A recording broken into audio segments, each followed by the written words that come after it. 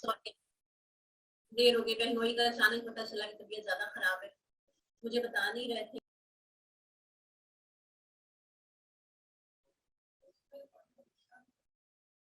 کہاں رکھنا کہاں موبائل؟ آپ نے اسے کر کے دیکھا ہے ہینڈ فری سے؟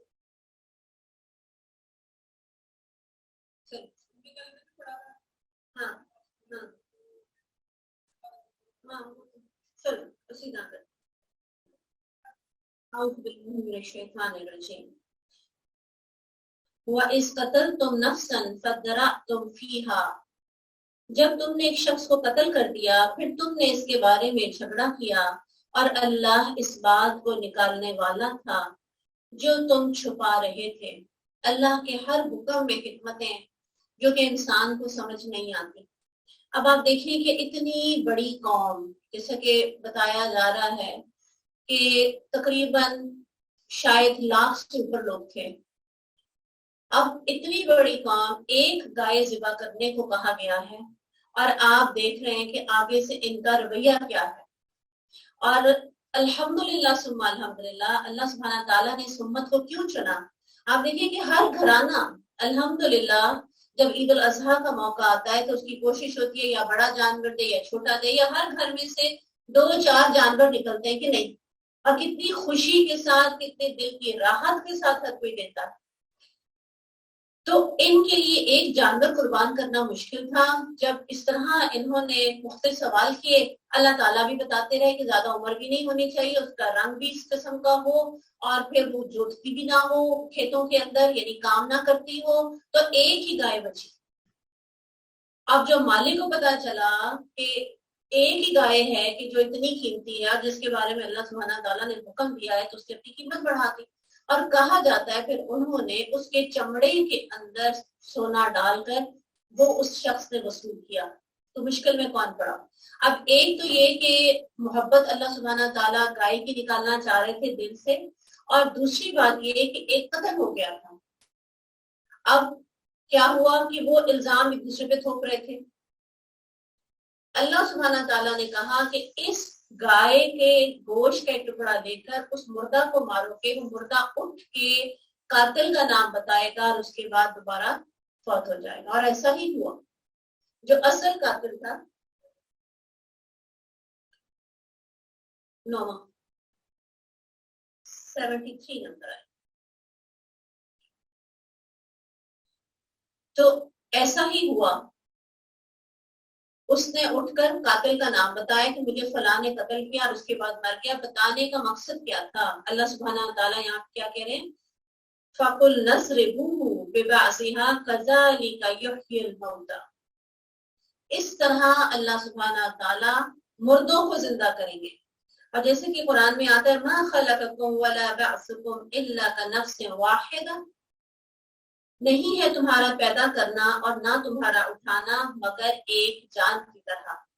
جو رب ایک بندے کو اٹھا سکتا نا، اس کے لیے کچھ مشکل نہیں ہے تمام بنی نوع انسان کو اٹھا کے کھڑا کرنا، بالکل ایسی ہوگا جیسے ایک شخص کو اٹھا کے کھڑا کرنا۔ تو یہ کس کی مثال تھی کہ تم بھی ایسے ہی مرو گے اور ایسے اللہ کے حکم پہ اٹھ کے کھڑے ہو جاؤ گے۔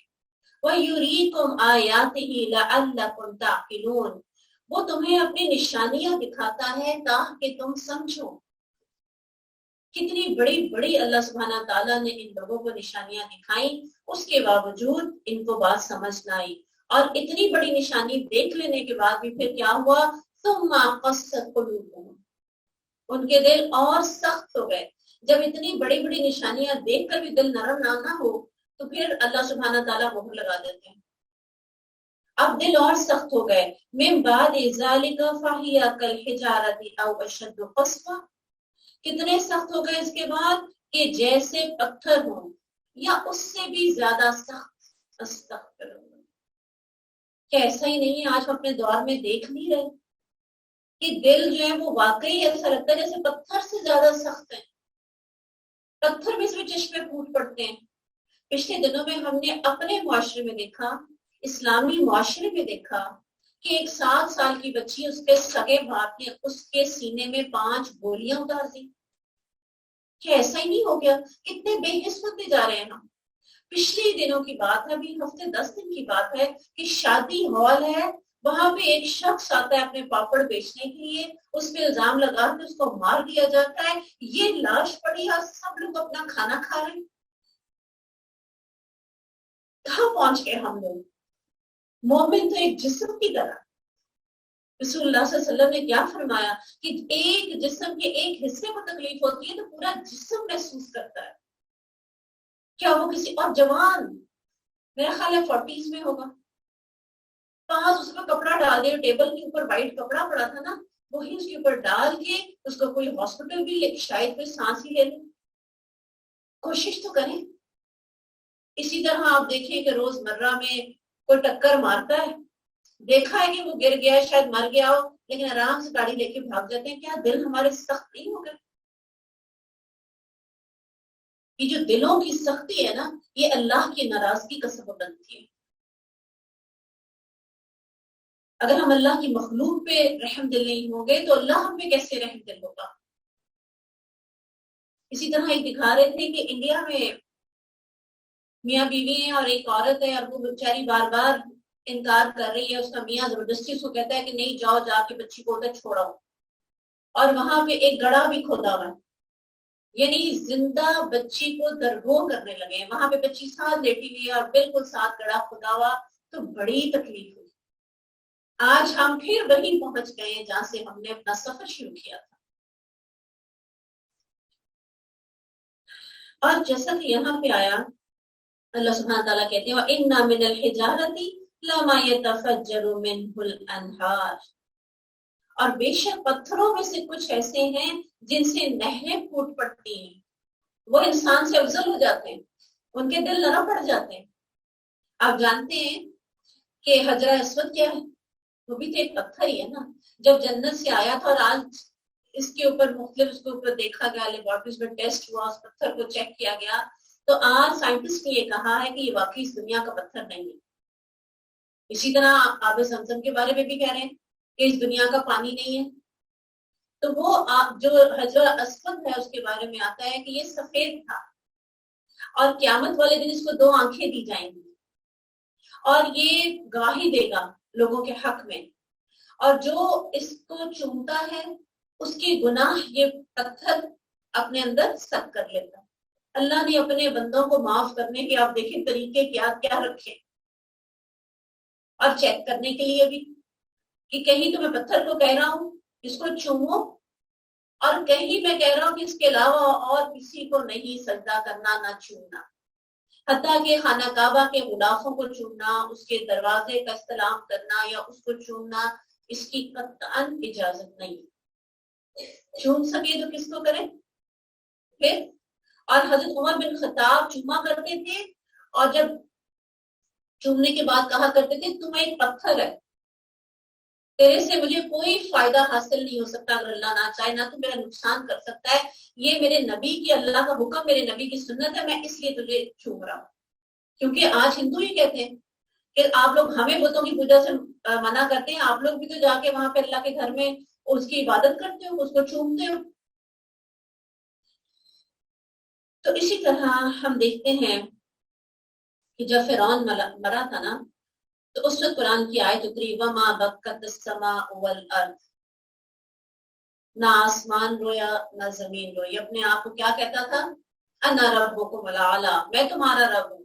مجھے نہیں پتا کہ اے موسیٰ کوئی اور بھی ہے جس کے بارے میں تو بات کر رہے ہیں، میں نہیں جانتا اس کو، ایسا تکبر۔ لیکن جب وہ دنیا سے گیا تو نہ زمین روئی نہ آسمان روئے، اس سے کیا پتہ چلتا ہے؟ ان چیزوں میں سینس ہے۔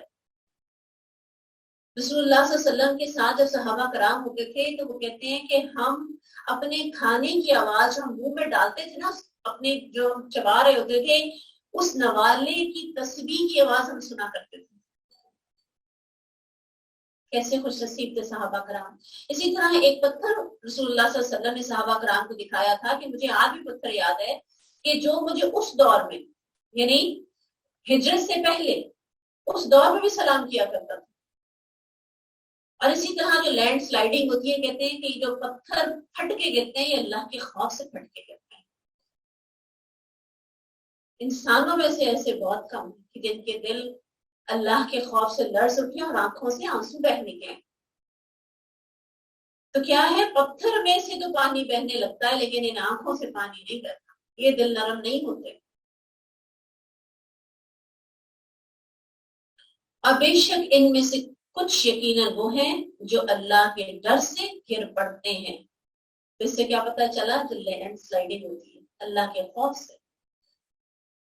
اور اسی طرح آپ کو یاد ہوگا وہ تنا جس کے پاس رسول اللہ صلی اللہ علیہ وسلم کھڑے ہو کے خطبہ دیا کرتے تھے، وہ کیسے بلک بلک کے رو رہا تھا جیسے ایک بچہ نہیں روتا. اور رسول اللہ صلی اللہ علیہ وسلم نے جا کر پھر اس کو اپنے سینے سے لگایا، تھپکی دی، اس کو چپ کرایا، جیسے بچوں کو چپ کرایا جاتا ویسے رو رہا تھا. تو اس سے کیا پتہ چلتا ہے؟ اللہ سبحانہ تعالیٰ کی تمام مخلوقات اس کو پہچانتی بھی ہیں اور وہ اس کی تصویر بھی بیان کرتی ہیں. جو ان کو ان کی عبادت کا طریقہ سکھایا گیا اس کے مطابق اپنی عبادت کرتی ہیں. وَإِنَّ مِنْهَا لَمَا يَحْبِطُ مِنْ خَشْيَةِ اللَّهِ وَمَا اللَّهُ بِغَافِلٍ عَمَّا تَعْمَلُونَ. اور اللہ اس سے ہرگز غافل نہیں جو تم کر رہے ہو. قرآن کی بنی اسرائیل کی آیت ہے وَإِن مِّن شَيْءٍ إِلَّا يُسَبِّحُ بِحَمْدِهِ وَلَكِن لَّا تَفْقَهُونَ تَسْبِيحَهُمْ. اور کوئی بھی چیز نہیں مگر اس کی حمد کے ساتھ تسبیح کرتی ہے لیکن تم ان کی تسبیح کو نہیں سمجھتے. تو جہاں ہم بیٹھے ہیں، یہ ٹیبل بھی، یہ کرسی بھی، یہ مائک بھی، یہ سب چیزیں اپنے رب کی تسبیح بیان کرتی ہیں. تو کتنا بد نصیب ہے جو ان کو استعمال کر رہا ہے، جن کے لیے اللہ سبحانہ تعالیٰ نے یہ چیزیں پرووائڈ کیے. مٹیریل، جو خام مٹیریل کس نے دیا ہے؟ اللہ سبحانہ تعالیٰ نے عطا کیا. اگر وہ ان کو استعمال تو کر رہا ہے لیکن اس کا شکر ادا نہیں کر رہا، اس کی تسبیح بیان نہیں کر رہا، تو بد نصیب کتنا ہے انسان. اور اسی طرح رسول اللہ صلی اللہ علیہ وسلم نے فرمایا تھا احد ایسا پہاڑ ہے جس سے ہم محبت رکھتے ہیں اور وہ ہم سے محبت رکھتا ہے. سبحان اللہ. افتطمعون ان يؤمنوا لكم وقد كان فريق منهم يسمعون كلام الله ثم يحرفونه من بعد ما اقلوه وهم يعلمون. کیا تم طمع رکھتے ہو وہ تمہارے لیے ایمان لے آئیں؟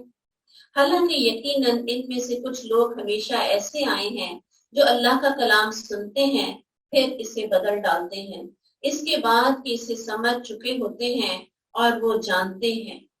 ہمیشہ سے ہر دور سے ایسا ہوتا آیا ہے. اور جب وہ ان لوگوں سے ملتے ہیں جو ایمان لائے تو کہتے ہیں ہم ایمان لائے، اور جب ان میں سے بعض کی طرف اکیلا ہوتا ہے تو کہتے ہیں کیا تم انہیں وہ باتیں بتاتے ہو جو اللہ نے تم پر کھولی ہیں تاکہ وہ ان کے ساتھ تمہارے رب کے پاس تم سے جھگڑا کریں، تو کیا تم نہیں سمجھتے؟ اگر کوئی اہل کتاب کا عالم جا کر اگر کسی مسلمان کو یہ بتا دیتا کہ ہاں واقعی ہماری کتاب میں تو یہ اللہ سبحانہ تعالیٰ نے یہ نازل کیا ہوا تھا کہ ایک نبی آئیں گے، ان کی تمام نشانیاں موجود ہیں، دونوں کتابوں میں موجود تھی، تو اس پر کچھ ایسے ہیں جو ان کو روکتے تھے کہ تم ایسی بات کیوں کرتے ہو، جھگڑا کریں گے، پھر وہ کہیں گے ہماری بات مانو.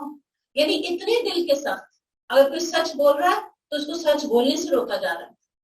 اولا يعلمون ان الله يعلم ما يسرون وما يعلنون. کیا وہ یہ نہیں جانتے بے شک اللہ جانتا جو وہ چھپاتے ہیں اور جو وہ ظاہر کرتے ہیں. اور ان میں سے کچھ ان پڑھ ہیں جو کتاب کا علم نہیں رکھتے سوائے چند آرزوؤں کے، اور وہ اس کے سوا کچھ بھی گمان نہیں کرتے. علم نہیں ہے، جیسے آج ہمارے بھی آپ دیکھ لیں کہ کتنا علم ہے. ایک کسی نے اسی طرح کوئی سرچ کی تھی تو اس میں پتا چلا کہ 100 میں سے صرف ایک بندے کو قرآن کا ترجمہ آتا ہے مسلمانوں میں. 100 میں سے کتنے لوگ ترجمہ جانتے ہیں؟ 100 میں سے صرف ایک شخص ہے کہ جب قرآن پڑھا جائے تو اس کو سمجھ آتی ہے کہ کیا پڑھا جا رہا ہے. تو پھر ہم بھی تو امی ہوئے نا، چاہے ہمارے پاس جتنی مرضی بڑی ڈگریاں ہوں. ایک سعودی عرب کا واقعہ ہے، کچھ عرصہ پہلے ہی سنایا، ایک بہت بڑے اسکالر ہیں انہوں نے کہا کہ میں اسی طرح جب درس ختم کر کے ہٹا تو میرے سے سوال کیا گیا کہ یہ جو شخص ہے یہ قرآن نہیں پڑھا ہوا، تو یہ جب قرآن پڑھتا ہے تو اس کے اوپر نا بسم اللہ کر کے نا انگلی پھیرتا رہتا ہے، تو کیا اس کا قبول ہوگا؟ اور دوسرا یہ کہ اس کو 2 یا 3 چھوٹی صورتیں آتی ہیں. اب جتنا اس کو قرآن یاد ہے، یہ جب اپنی نماز پڑھتا ہے اسی کے اندر کیا کرتا ہے، اس کو اتنی ریپیٹیشن کے ساتھ پڑھتا ہے، ریپیٹ کرتا ہے، آدھے آدھے گھنٹے کا قیام کرتا ہے، تو کیا اجر ملے گا؟ تو انہوں نے کہا کیوں نہیں ملے گا، بالکل ملے گا۔ اب جیسے سورہ اخلاص ہے، اس کو آپ کئی دفعہ پڑھ لیں، ہر رکعت میں کئی دفعہ پڑھ لیں، اور اسی طرح اگر ظہر کی 12 رکعتیں ہیں تو آپ سوچیں کہ آدھا گھنٹہ پونے گھنٹے کی تو ہو گئی نماز۔ تو کچھ عرصے بعد وہ شخص فوت ہو گیا، اور اللہ کی طرف سے اس کی جو قبر تھی وہ کچھ عرصے بعد کھلی پڑ گئی، کوئی زلزلہ آ گیا، تو سب لوگوں نے دیکھا کہ اس کا جسم اسی طرح نرم اور اس کے جسم سے خوشبو آ رہی ہے، ان پڑھ ہے لیکن اپنے رب کو پہچانتا ہے، شوق رکھتا ہے، جتنا آتا ہے اسی کے ساتھ اتنی، اور آپ دیکھیں کہ ایک ہی چیز کو بار بار ریپیٹ کرنے کا لطف نہیں آتا، مشکل ہو جاتا ہے۔ اگر ہمارا دل کرتا ہے قیام لمبا کرنے کا تو دل کرتا ہے پھر ہم کوئی 1-2 رکوع پڑھ لیں، ہے کہ نہیں؟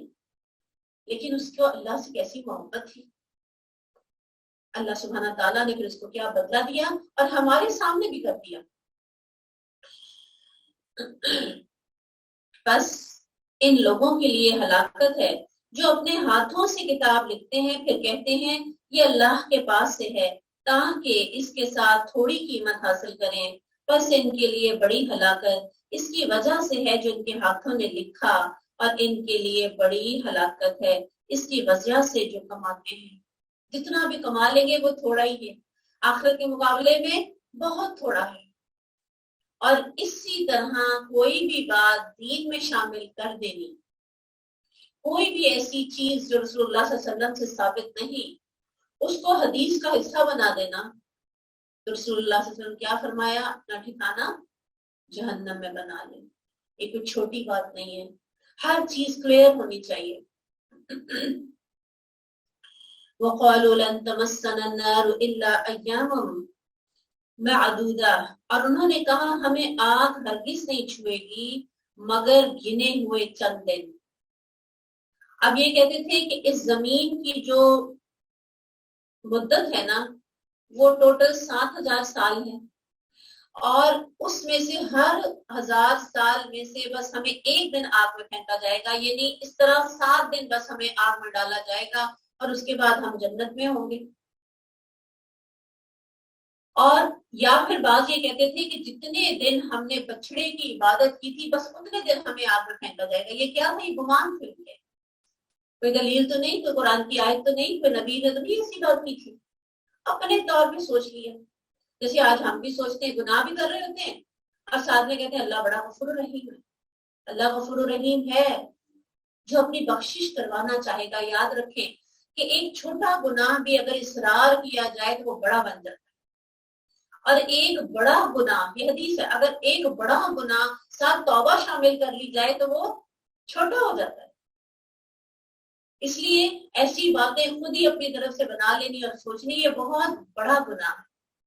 انسان ریلیکس ہو جائے گا۔ آج ہم مسلمانوں کا بھی تو یہی کنسپٹ ہے نا، ہم نے بھی تو یہی سوچا ہوا ہے کہ ابھی تو انجوائے کرو، دیکھا جائے گا، اگر جائیں گے بھی تو ہم مومن ہیں، چند دنوں کے لیے جائیں گے۔ اس زمانے میں تو کوئی مسلمان ایسا سوچ ہی نہیں سکتا تھا، صحابہ کرام کی تو راتوں کی نیندیں اڑ جاتی تھی جہنم کا سوچ کے۔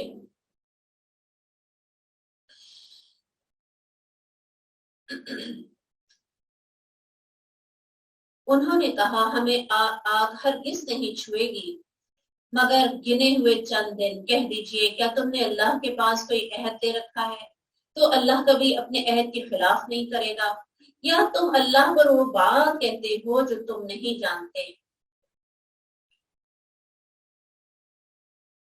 اسی طرح مفسر قرآن ابن عباس نے فرمایا تم اہل کتاب میں سے سبھی خبر کے متعلق پوچھتے ہو جبکہ تمہاری کتاب جو اللہ کے رسول صلی اللہ علیہ وسلم پر نازل کی گئی سب سے نہیں ہے، سب سے بعد میں آئی ہے، یعنی تم جا کے ان سے کیوں پوچھتے ہو؟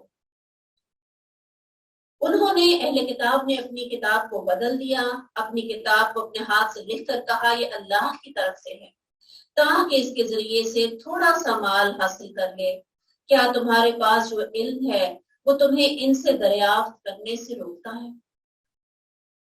قسم ہے اللہ کی، یعنی کبھی مسلمان جو ہے جا کے ان سے پوچھتے ہیں، کبھی ایسا ہوا کہ وہ آ کے بھی پوچھے ہم سے کہ تمہاری کتاب میں کیا نازل ہوا ہے؟ مسلمان جب جاتے تھے جا کے چلو ان کی بھی کتاب، کیونکہ وہ بھی اہل کتاب تھی.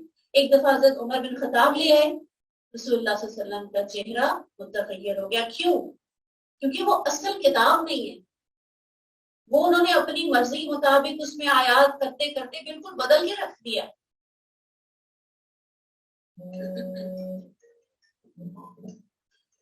کیوں نہیں؟ جس نے بڑی کمائی برائی کمائی اور ایسے ایسے گناہ نے گھیر لیا تو وہی لوگ آگ والے ہیں اور وہ اس میں ہمیشہ رہنے والے ہیں. والذین آمنوا وعملوا الصالحات اولئک اصحاب الجنہ ہم فیہا خالدون. جو لوگ ایمان لائے، انہوں نے نیک اعمال کیے، وہی جنت والے ہیں اور وہ اس میں ہمیشہ رہنے والے ہیں.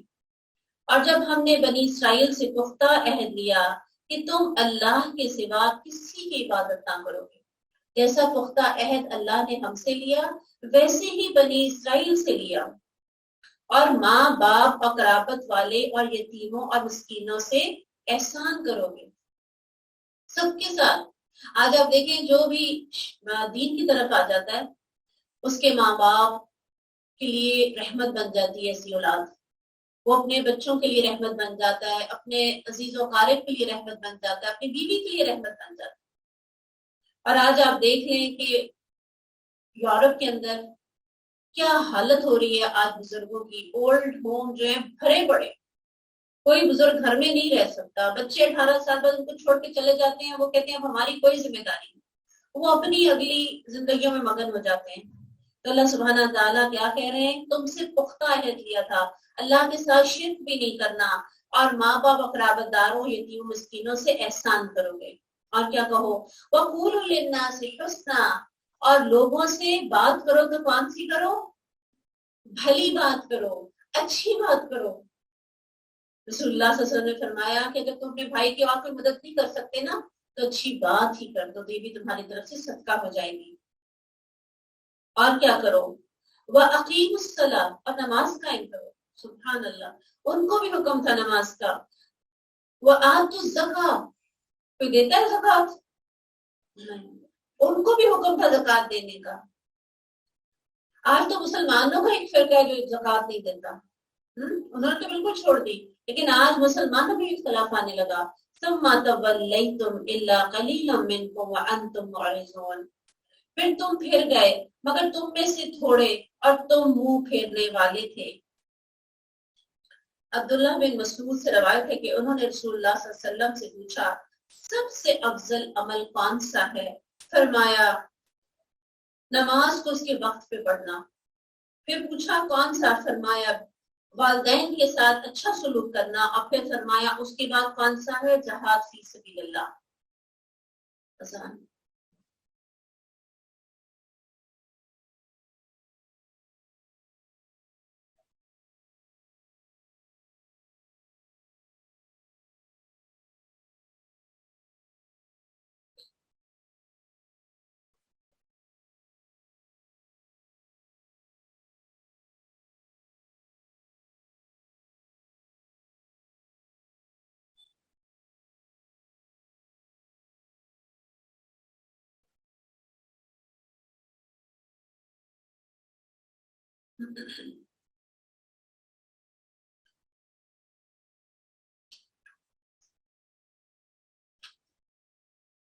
اور جب ہم نے تم سے پختہ عہد لیا کہ تم اپنے خون نہیں بہاؤ گے. اب یہاں پہ کیا لفظ آ رہا ہے؟ اپنے خون، اور نہ اپنے آپ کو اپنے گھروں سے نکالو گے. سوال یہ اپنے آپ کو کون نکالتا ہے؟ پھر تم نے قرار کیا اور تم خود شہادت دیتے ہو. مدینہ کے اندر ہم جانتے ہیں کہ دو قبیلے تھے، اوس اور خزرج. یہ دونوں کافر قبیلے تھے، مشرکین تھے. اب وہاں پر مدینہ کے اندر 3 یہودیوں کے قبیلے تھے. کون کون سے؟ بنو قینقاع، بنو قریظہ، بنو نذیر. اب یہ جو 2 قبیلے تھے بنو قینقاع اور بنو نذیر، یہ دونوں جو تھے یہ تو ساتھی بن گئے اوس کے اور دوسرے بن گئے خزرج کے. اب یہ تھا کہ وہ مشرک تھے، جب وہ حملہ کرتے ان کے یعنی یہود پر تو کیا کرتے کہ ان کا پورا ساتھ دیتے، ان کو ان کا خون بھی بہاتے، ان کو ان کے گھروں سے بھی نکالتے، ہر طرح کی ظلم اور زیادتی کرتی. جیسے کہ آج کل آپ دیکھ رہے ہیں کہ ایک مسلمان ملک ایک کافر ملک کے ساتھ ملتا ہے اور مسلمانوں پہ حملہ کرتا ہے. جیسے کہ ہم دیکھ رہے ہیں کہ امریکہ کے ساتھ مل کے سعودی عرب نے کتنا کویت پہ حملہ کیا، پھر اس کے بعد افغانستان پہ حملہ کیا، عراق پہ کیا، ایران پہ بھی اب ان کی تیاریاں ہیں. تو اس طرح سے کیا ہے، اللہ سبحانہ تعالیٰ کیا کہتے ہیں، جو خون بہاتے ہو کسی کا نہیں بہاتے. مشرکین کے ساتھ مل کے اپنے ہی بھائیوں کو اگر تم قتل کرتے ہو تو کس کا خون بہا رہے ہو؟ اپنا ہی خون بہا رہے ہو. اس سے کیا ہوتا ہے، تم خود کمزور ہو رہے ہو. اور پھر اس کے بعد کیا کرتے، پھر تم ہی وہ لوگ ہو جو اپنے آپ کو قتل کرتے ہو، اپنے میں سے ایک گروہ کو ان کے گھروں سے نکالتے ہو، ان کے خلاف دوسرے کی مدد گناہ اور زیادتی کے ساتھ کرتے ہو. اگر وہ قیدی ہو کر تمہارے پاس آئیں تو ان کا فدیہ دیتے ہو. پہلے مارا، اب جب قیدی ہو کے یہودیوں کے پاس آ گیا کوئی یہودی، تو اس وقت تو پھر کیا کرتے تھے کہ نہیں ہمارا یہ بھائی ہے، اب ہمیں اس پہ ترس آ رہا ہے، اس وقت اس کا فدیہ دے کے اس کو چھڑوا دیتے تھے. تو اللہ سبحانہ تعالیٰ نے کہا کہ جو تم شروع سے کرتے آئے کیا وہ جائز تھا؟ وہ سارا حرام کام تھا. حالانکہ اصل یہ ہے کہ ان کا نکالنا تم پر حرام تھا. پھر کیا تم کتاب کے بعض حصے پر ایمان لاتے ہو؟ افتؤمنون ببعض الکتاب وتکفرون ببعض، کیا تم کتاب کے بعض حصے پر ایمان لاتے ہو اور بعض کے ساتھ کفر کرتے ہو؟ آج اس امت کا بھی یہی حال ہے. اپنے آپ کو رکھ کر دیکھیں، کہیں کوئی فرق نہیں رہ گیا. آج اگر کوئی مری ہوئی مرغی ہے نا، اس کو تو ہم نہیں کھائیں گے، لیکن سود ہم بڑے آرام سے لے لیتے ہیں. بہت کم گھرانے ہیں جو بچے ہوں گے، ویسے قتل نہیں کریں گے، لیکن کیا کریں گے، جادو ٹونے کے ذریعے پوری کوشش کریں گے کہ یہ کسی طرح سے اس سے جان چھوٹ جائے، یا اس کے بچے نہ ہوں، یا اگر ہیں تو وہ بیمار ہو جائیں. بعض گھروں میں کالی ہانڈیاں آ کے گرتی ہیں اور کہتے ہیں پھر بندہ بچتا نہیں ہے. بے اللہ ہوتا ہے، اللہ کی عزت سے ہوتا ہے. لیکن ان چیزوں میں حق ہے. ایک کام ہم سمجھتے ہیں یہ حرام ہے، لیکن دوسرا اپنے لیے ہم حلال سمجھ کے کر رہے ہیں. سور کا گوشت تو ہم نہیں کھاتے، لیکن شراب ہمارے معاشرے میں عام ہوتی جا رہی ہے. ہمارے حکمران طبقہ ایلیٹ کلاس عام پی رہی ہے، نشے عام ہو رہے ہیں، چرس اور ہیروئن حرام ہے، ہر طرح کا نشہ حرام ہے اسلام میں، لیکن وہ عام ہے. تو ایسا تو نہیں. افتؤمنون ببعض الکتاب وتکفرون ببعض، اذان ہوتی ہے فوراً سر پہ دوپٹے آ جاتی، جیسی اذان ختم تو یوں اتار کے وہ پھینکا کہ جیسے شاید گناہ ہو گیا. جب زندہ ہے تو اس وقت تو ہم گناہ سمجھتے ہیں کہ سر ڈھانپ لے، اپنی مرضی کرتے ہیں اور جو دل چاہتا ہے کرتے ہیں. جب مر جاتے ہیں اب یاد آ جاتا ہے اللہ اس کا رسول کہ اس کو اب غسل کیسے دینا، سنت کے مطابق کوئی ہونا چاہیے. اس کو کفن کیسے دینا ہے، بالکل سنت کے مطابق ہونا چاہیے. تو آدھی کتاب پہ عمل ہو رہا ہے، آدھے احکامات پہ عمل ہو رہا ہے، اور آدھے بالکل ہی ہمیں بھول گئے. جس نے پوری زندگی اگر اپنا سر کور نہیں کیا، اگر آج آپ آخری دفعہ کور کر کے بھی، اللہ پردے رکھتا ہے، لیکن اگر آج ہم آخری دفعہ کور کر کے بھیج رہے ہیں تو کیا وہ کور کر کے بھیجنا جواز بن جائے گا اس کی ساری زندگی جو اپنی مرضی کرتی تھی؟ نہیں ہو سکتا نا. تو آگے اللہ سب چیزیں کھول کے ہمارے سامنے، اس آیت کو ذہن میں رکھیں. اللہ سبحانہ تعالیٰ ان سے کہہ رہے ہیں تم بعض کتاب کے حصے پر ایمان لاتے ہو اور بعض کو چھوڑ دیتے ہو. فما جزاء من يفعل ذلك منكم الا خزي في الحياة الدنيا، تو اس شخص کی جزا جو تم میں سے یہ کرے اس کے سوا کیا ہے کہ دنیا کی زندگی میں رسوائی. ایسا ہی نہیں ہوا، یہ سب کے سب کیا ہوئے، جلا وطن کیے گئے. اور اس طرح بنو قریظہ جو تھے ان کے مرد قتل کیے گئے، ان کے بچے اور ان کی عورتیں لونڈیاں بنائی گئی، 2 قبیلے وہاں سے نکال دیے گئے. یہ ذلت تھی دنیا کی. پہلی یہ کہ آپس میں لڑتے تھے اور اس کے علاوہ اس کتاب پر ایمان نہ لائے تھے، پوری طرح سے عمل نہیں کرتے تھے. تو پھر دنیا میں بھی ان کے لیے رسوائی ہے. اور یوم القیامت یردون الی اشد العذاب، اور قیامت والے دن وہ شدید تر عذاب کی طرف لوٹائے جائیں گے۔ تو یہی ہمارے ساتھ بھی معاملہ ہے۔ آج مسلمان امت کیوں پس رہی ہے ہر جگہ پہ؟ ہم بھی بعض کتاب پہ عمل کر رہے ہیں، بعض پہ نہیں کر رہے ہیں، کسی کا قصور نہیں، احکامات تو یہ وہی تھے نا۔ وَمَا اللَّهُ بِغَافِلٍ عَمَّا تَعْمَلُونَ، اور اللہ ہرگز اس سے غافل نہیں جو تم کرتے۔ یہی لوگ ہیں جنہوں نے دنیا کی زندگی آخرت کے بدلے خریدی، سو ان سے عذاب ہلکا نہ کیا جائے گا اور نہ ہی ان کی مدد کی جائے گی۔ بلا شبہ یقیناً ہم نے موسیٰ کو کتاب دی، اس کے بعد پے در پے بہت سے رسول بھیجے، کثرت سے نبی آئے بنی اسرائیل کے اندر۔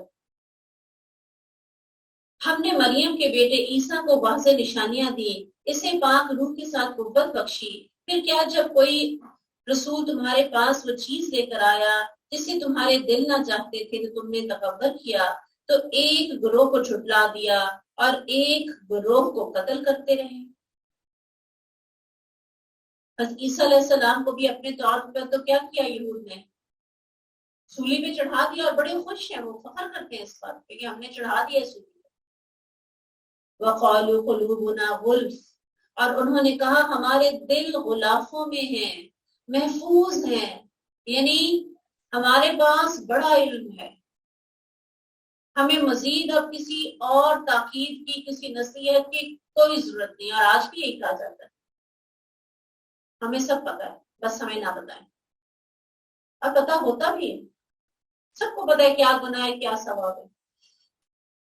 بل لعنہم اللہ بکفرہم فقلیلا ما یؤمنون، بلکہ اللہ نے ان کی کفر کی وجہ سے ان پر لعنت کر دی، بس وہ بہت کم ایمان لاتے ہیں۔ اب آپ یہاں پہ دیکھیں اللہ سبحانہ تعالیٰ کی رحمت کہ اللہ نے کیا کہا، اللہ نے لعنت کر دی، لیکن پھر بھی وہ چند ایک جو تھے ان کو بچا لیا، چند ایک جو تھے ان کو نکال لیا، کہ جو ایمان لے آتے ہیں ان پر لعنت نہیں ہے۔ اور جب ان کے پاس اللہ کے ہاں سے کتاب آئی جس کی تصدیق کرنے والی ہے جو ان کے پاس ہے، حالانکہ وہ اس سے پہلے ان لوگوں پر فتح طلب کیا کرتے تھے جنہوں نے کفر کیا، پھر جب ان کے پاس وہ چیز آ گئی جسے انہوں نے پہچان لیا، قرآن کہہ رہا ہے ما عرفوا کفروا بہ، پہلے دعائیں مانگا کرتے تھے، جب دوسری قوموں سے جنگ لڑا کرتے تھے تو کہتے تھے کہ اللہ وہ نبی بھیج جس کا تو نے ہم سے وعدہ کیا ہے تاکہ ہم اپنے دشمن پر غالب آئیں۔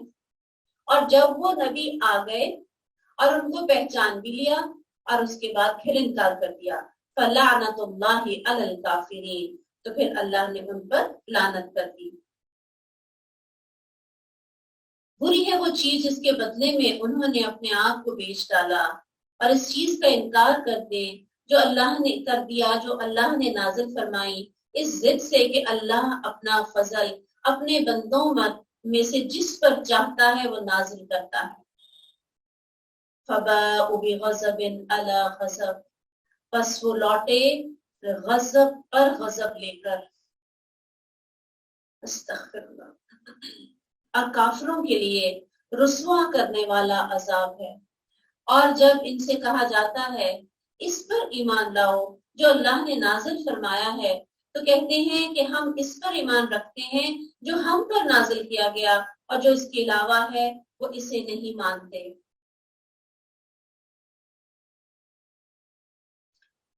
حالانکہ وہی حق ہے اور اس کی تصدیق کرنے والا ہے جو ان کے پاس ہے۔ کہہ دے پھر اس سے پہلے تم اللہ کے نبیوں کو کیوں قتل کیا کرتے تھے؟ کیا تم مومن تھے؟ بلا شبہ یقیناً موسیٰ علیہ السلام تمہارے پاس واضح نشانیاں لے کر آیا، پھر تم نے اس کے بعد بچڑا بنا لیا اور تم ظالم تھے۔ جب ہم نے تم سے پختہ عہد لیا، تمہارے اوپر پہاڑ کو بلند کیا، پکڑو قوت کے ساتھ جو ہم نے تمہیں دیا ہے اور سنو۔ انہوں نے کہا قالوا سمعنا وعصینا، ہم نے سنا لیکن ہم نے نافرمانی کی۔ وَأُشْرِبُوا فِي قُلُوبِهِمُ الْعِجْلَ بِكُفْرِهِمْ، اور ان کی کفر کی وجہ سے ان کے دلوں میں اس بچڑے کی محبت پلا دی گئی۔ پلا دی گئی کا کیا مطلب ہے کہ جب ہم کچھ پیتے ہیں نا تو جسم کے ایک ایک حصے تک اس کا اثر جاتا ہے، ایک دم جیسے گھونٹ اندر جاتا ہے سخت پیاس کے بعد تو ایسے لگتا ہے جیسے پورے جسم کے اندر ہی ایک فریشنس سی آ گئی ہے. تو اتنی محبت پھر ان کے دلوں میں بچڑے کی تھی. اب سوچیں کہاں وہ رب کائنات جو ان کو صحراؤں کے اندر کھانے پینے اس کے علاوہ ان کے اوپر سایہ کیا ہوا ہے، اور جب کہاں پانی چاہیے تو اللہ سبحانہ تعالیٰ کے حکم سے موسیٰ علیہ السلام نے جیسے ہی مارا عصا تو وہاں سے کیا نکلا، 12 چشمے پھوٹ پڑے. اور سب سے بڑی نشانی یہ جو دیکھ کر آ رہے تھے وہ کیا تھی کہ جب ان کو نکالا سمندر کے اندر سے، اتنی بڑی بڑی نشانیاں اپنی آنکھوں سے دیکھنے کے باوجود ان کے دل سخت ہو گئے. ابھی بھی کہاں وہ سبحان رب تعالی، کہاں وہ رب کائنات، کہاں تجلی ہوئی، 70 مر کے دوبارہ زندہ ہو گئے. اس کے باوجود ایک بچڑے کو کہ جو چل بھی نہیں سکتا تھا، جو بول بھی نہیں سکتا تھا، کوئی زندہ جاوید بچڑا نہیں تھا، اپنے سونے کو انہوں نے دے دیا سامری کو، اور سامری نے ڈھال کے جو ہے وہ ایک آپ سمجھے بت بنا کے دے دیا، اور اس میں سے ایک ہلکی سی اس نے کچھ اس طرح کا کیا کہ ایک ہلکی سی آواز نکلتی تھی جیسے کوئی آپ سمجھ لیں جیسے کوئی بیل ٹائپ. کہاں وہ رب کائنات اور کہاں وہ بچڑا. قل ان كانت لكم دار الآخرة عند الله خالصة من دون الناس فتمنوا الموت. کہہ دے اگر آخرت کا گھر اللہ کے ہاں سب کو چھوڑ کر خاص تمہارے لیے ہے تو موت کی آرزو کرو. کیا کرو؟ اگر صرف 7 دن کے لیے جانا ہے پھر کیا فکر ہے، اگر تم سچے ہو. حضرت بلال عنہ کی موت کا وقت آیا تو ان کی بیوی رونے لگی. کہا ہائے بلال، کہا کیوں روتی ہو؟ کپڑا ہٹایا فٹافٹ. کیوں روتی ہو؟ آج تو میں اپنے دوستوں سے ملوں گا، یعنی رسول اللہ صلی اللہ علیہ وسلم سے اور صحابہ کرام سے. اللہ ہماری بھی موت کا دن ایسا بنا دے کہ خوشی ہو رہی ہو کہ آج ہم جدھر کو جا رہے ہیں اللہ سبحانہ تعالیٰ سے ملاقات، اور نیکوکاروں کے ساتھ اللہ سبحانہ تعالیٰ ملانے والا ہے. تو ان کو کیا اللہ تعالیٰ نے کہا کہ پھر تم موت کی آرزو کرو. کس چیز کا ڈر ہے؟ اگر تم سچے ہو وہ ہر کس اس کی آرزو کبھی نہ کریں گے، اس کی وجہ سے جو ان کے ہاتھوں نے آگے بھیجا ہے، اور اللہ ظالموں کو خوب جاننے والا ہے. وَلَتَجِدَنَّهُمْ أَحْرَصَ النَّاسِ عَلَى حَيَاةٍ، بلا شبہ یقیناً تو آپ انہیں سب لوگوں سے زیادہ کسی بھی طرح زندہ رہنے پر حریص پائے گا. سب سے زیادہ یہ چاہتے ہیں ہم زندہ رہیں، موت نہ آئے. اور ان میں سے بھی جنہوں نے شرک کیا ان کا ہر ایک یہ چاہتا ہے کاش اسے 1000 سال عمر دی جائے، حالانکہ یہ اسے عذاب سے بچانے والی نہیں، اسے لمبی عمر عطا کر دی جائے. اللہ خوب دیکھنے والا اور جو کچھ وہ کر رہے ہیں. جسے قرآن میں کہا گیا نا موت کی دعا کرو، تو یہ یہود کو دعوت مباہلہ دی گئی تھی. جیسا کہ آگے ہم انشاءاللہ پڑھیں گے آل عمران کے اندر، عیسائیوں کو دعوت دی گئی تھی کہ بلا لو اپنے بچوں کو. رسول اللہ صلی اللہ علیہ وسلم حضرت فاطمہ کو اپنے بچوں کو لے کر نکل آئے تھے. تو یہاں پہ ان کو دی جا رہی ہے. اور اس کے بارے میں ابن عباس کہتے ہیں کہ اگر یہودی اس دن آپ صلی اللہ علیہ وسلم نے جن سے بات کہی موت کی تمنا کرتے تو پھر زمین پر ایک بھی یہودی نہ بچتا، سب کے سب مر جاتے، لیکن ڈر گئے. قل من كان عدوا لجبريل فإنه نزله على قلبك، کہہ دے جو کوئی جبریل کا دشمن ہے تو بے شک اس نے اسے تیرے دل پر اللہ کے حکم سے اتارا ہے اور اس کی تصدیق کرنے والا ہے. ابھی جبریل امین کا کیوں یہاں پہ ذکر آ گیا؟ اسی طرح جب ان کو دعوت دی گئی یہودیوں کو تو مختلف سوالات کے رسول اللہ صلی اللہ علیہ وسلم سے، اور قریب تھا کہ ایمان لے آئیں. اور پھر کہتے ہیں کہ اچھا ہمیں یہ بتائیں کہ جو آپ پر وحی نازل کرتا ہے وہ کون سا فرشتہ ہے؟ تو اس سے رسول اللہ صلی اللہ علیہ وسلم نے بتا دیا کہ جبریل امین. تو انہوں نے کہا کہ جبریل امین آپ نے کہہ دیا، اگر کسی اور فرشتے کا آپ نام لے لیتے تو پھر ہم ایمان لے آتے. یہ تو وہ ہے کہ جو ہم پہ عذاب لایا کرتا تھا، قحط لایا کرتا تھا، تو اس لیے اب ہم ایمان قبول نہیں کریں گے. کیسے بہانے سے بچوں والی باتیں نا. تو اللہ تعالیٰ کیا کہتے ہیں؟ جبریل امین اپنی مرضی سے نہیں لاتا تھا، نہ تم پر وہ عذاب اور نہ یہ قرآن. یہ کس کے حکم سے آ رہا ہے؟ اسے تیرے دل پر اللہ کے حکم سے اتارا ہے. اس کی تصدیق کرنے والا ہے جو اس سے پہلے ہے، اور مومنوں کے لیے کیا ہے؟ ہدی و بشری للمؤمنین، ہدایت بھی ہے اور خوشخبریاں بھی ہیں اس کے اندر. من کان عدوا للہ وملائکتہ ورسلہ وجبریل ومیکائیل فإن اللہ عدو للکافرین. جو کوئی اللہ، اس کے فرشتوں، اس کے رسولوں اور جبریل اور میکائیل کا دشمن ہے تو بے شک اللہ سب کافروں کا دشمن ہے. اس سے کیا پتہ چلتا ہے؟ جس کی دوستی اللہ کے ساتھ پکی ہو گئی تو اللہ کافی ہو جائے گا. کوئی اس کا کچھ بھی نقصان نہ کر سکے گا. اور بلا شبہ یقیناً ہم نے تیری طرف واضح آیات نازل کی ہیں اور ان سے کفر نہیں کرتے مگر جو فاسق ہیں. اور کیا جب کبھی انہوں نے کوئی عہد کیا تو اسے ان میں سے گروہ نے پھینک دیا، بلکہ ان کے اکثر ایمان نہیں رکھتے. جب ان کے پاس اللہ کی طرف سے ایک رسول اس کی تصدیق کرنے والا آیا جو ان کے پاس ہے، تو ان لوگوں میں سے گروہ نے جنہیں کتاب دی گئی تھی اللہ کی کتاب کو اپنی پیٹھوں کے پیچھے پھینک دیا جیسے وہ نہیں جانتے. شاید یہیں سے آیا کہ ہم لوگ جب کوئی قرآن پڑھ رہا ہوتا ہے تو اس کی طرف پیٹھ نہیں کرتے، حالانکہ سنت سے ایسی کوئی بات ثابت نہیں ہے. اصل عزت دینا کیا ہے کہ اس کو کھولیں، اس کو پڑھیں. آپ دیکھیں کہ جب آپ کتنے لوگوں کی پیٹھ ہو رہی ہے. اب یہ کیسے پاسبل ہے کہ ہر ایک کے ہاتھ میں قرآن بھی ہو اور پیٹھ نہ ہو؟ ایسا پاسبل نہیں ہے. بہت کم لوگ بیٹھیں گے. آپ جانتے ہیں کہ علماء کرام جب دین کا کام کیا کرتے تھے اور وہ جب اس طرح تبلیغ کرتے تھے، قرآن سمجھاتے تھے، پڑھاتے تھے، حدیث پڑھاتے تھے، جو 40 ہزار اس دور میں دواتیں گنی گئی تھی.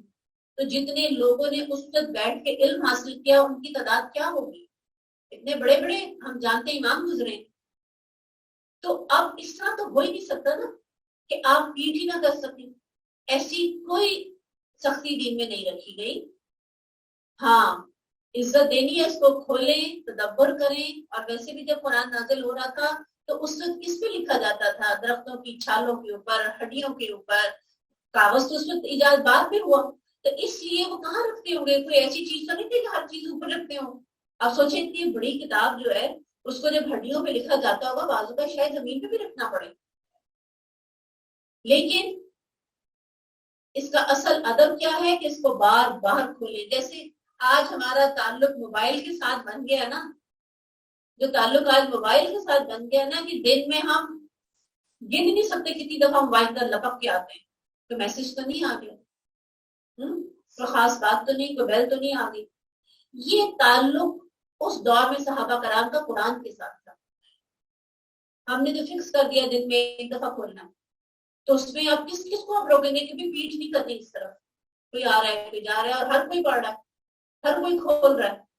اسی طرح آپ جانتے ہیں جب نماز پڑھی جا رہی ہوتی ہے تو جب آگے امام صاحب قرآن پڑھ رہے ہیں تو پیچھے لقمہ دینے والا کھڑا ہے، وہ قرآن لے کے کھڑا ہے. وہ قرآن کے بغیر تو نہیں کھڑا. میری باتیں آپ کو عجیب تو نہیں لگ رہی؟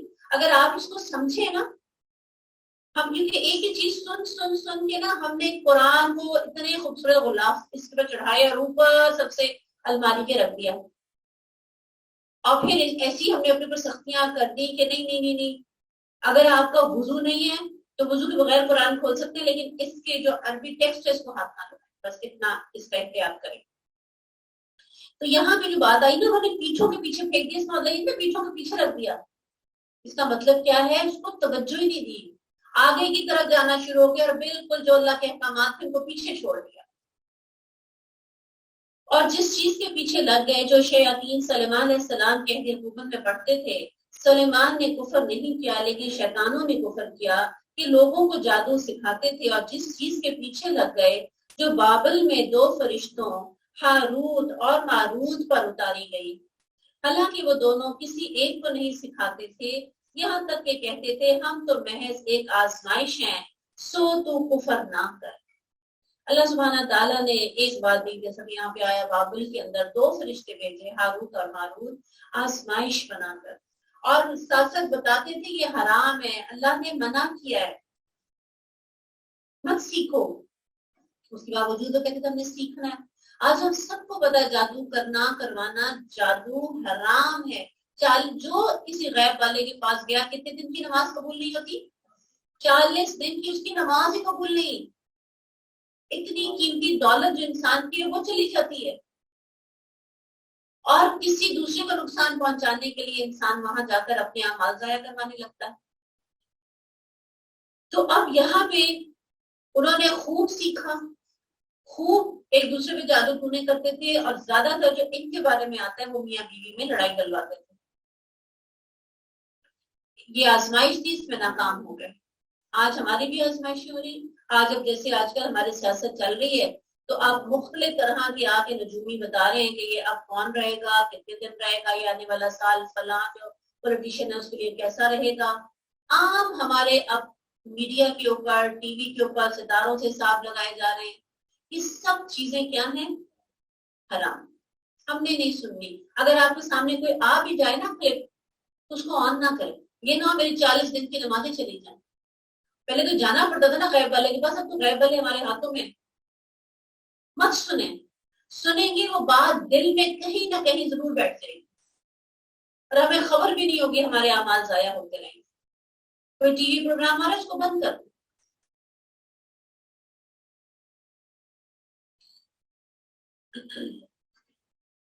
ہم تو محض ایک آزمائش ہے، سب کفر نہ کر، پھر بھی ان دونوں سے چیز سیکھتے جس کے ساتھ وہ مرد اور اس کی بیوی کے درمیان جدائی ڈال دیتے، وہ اس کے ساتھ ہرگز کسی کو نقصان پہنچانے والے نہ تھے مگر اللہ کے اذن کے ساتھ۔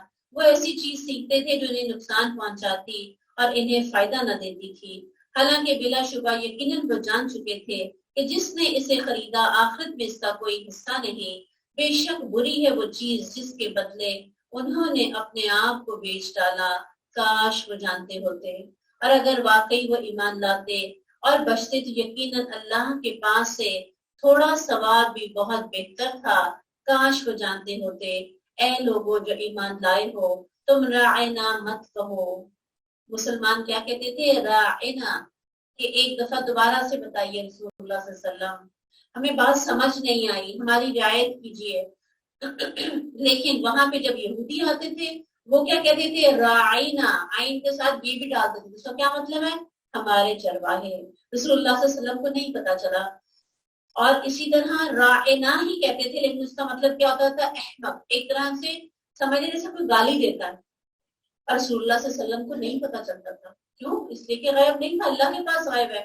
اللہ سبحانہ تعالیٰ نے قرآن میں پھر آیت اتاری کہ اے مسلمانوں تم یہ لفظ بدل دو، راعنا مت کہو، انظر نہ کہو کہ ہماری طرف دیکھیے، اور کہو اور سنو آپ کافروں کے لیے اچھا۔ انظر نہ واسمعوا، ساتھ میں چھوٹا سا آ گیا لفظ واسمعوا، کیا مطلب؟ کہ بہتر یہ ہے کہ توجہ سے پہلے ہی سن لو، تمہیں بار بار رسول اللہ صلی اللہ علیہ وسلم کو اذیت نہ دینی پڑے۔ اور کافروں کے لیے دردناک عذاب ہے۔ اہل کتاب میں سے جن لوگوں نے کفر کیا، نہ وہ پسند کرتے ہیں اور نہ مشرکین کہ تم پر تمہارے رب کی طرف سے کوئی بھلائی اتاری جائے۔ واللہ یختص برحمتہ من یشاء واللہ ذو الفضل العظیم۔ اللہ اپنی رحمت کے ساتھ جسے چاہتا ہے خاص کر لیتا ہے، اللہ بہت بڑے فضل والا ہے۔ چاہے جتنا مرضی کو برا لگ رہا تھا، چاہے جتنا مرضی حسد تھا، اس کے باوجود اللہ اپنی رحمت جس کو چاہتا ہے پہنچا کے دم دیتا ہے۔ تمام اللہ تعالیٰ نے رحمتیں اپنی نازل فرمائی رسول اللہ صلی اللہ علیہ وسلم پر اور اصحاب رسول اللہ صلی اللہ علیہ وسلم پر، اور جو اس راستے پر چلے گا ان کو بھی اس خیر میں سے ضرور حصہ ملے گا۔ اور جو بھی آیت ہم منسوخ کرتے ہیں یا اسے بھلا دیتے ہیں، اس سے بہتر یا اس جیسی لے آتے ہیں۔ کوئی ایسا تو نہیں کہ منسوخ ہوئے جا رہی ہے اور کتاب سے بڑھتی جا رہی ہے، چھوٹی ہو گئی ہے۔ اللہ سبحانہ تعالیٰ ایک حکم لیتے ہیں، اس سے بہتر جو ہمارے بھلے کا ہوتا ہے وہ لے آتے ہیں۔ وہ بادشاہ ایک ایسا کہ جو اپنا حکم لا کر اس کو بدل نہ سکے، اس کا اتنا بھی اختیار نہیں کیا؟ اس سے بہتر یہ اس جیسی لے آتے ہیں۔ کیا تم نے نہیں جانا کہ بے شک اللہ ہر چیز سے پوری طرح قادر ہے؟ کیا آپ نے نہیں جانا کہ اللہ ہی ہے جس کے لیے آسمان اور زمین کی بادشاہی ہے؟ اللہ کے سوا نہ کوئی آپ کا دوست ہے اور نہ ہی کوئی مددگار۔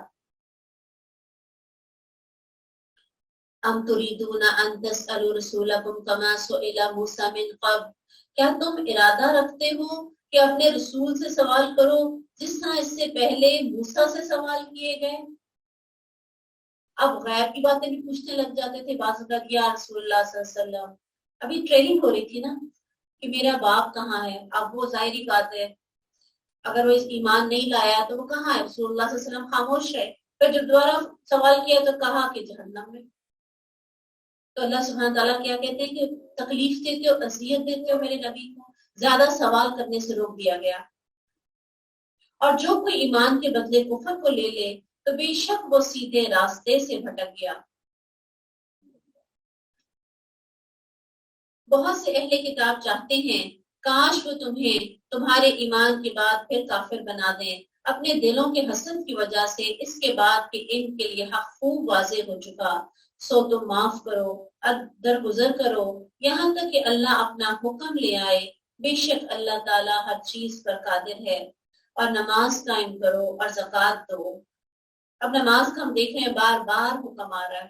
ہم نے شروع میں پڑھا تھا کتنے احکامات ہیں اس صورت کے اندر کہ یہ کام کرنے کے ہیں. 1000 اور جو کام منع کیے گئے نہیں کرنے وہ کتنے ہیں؟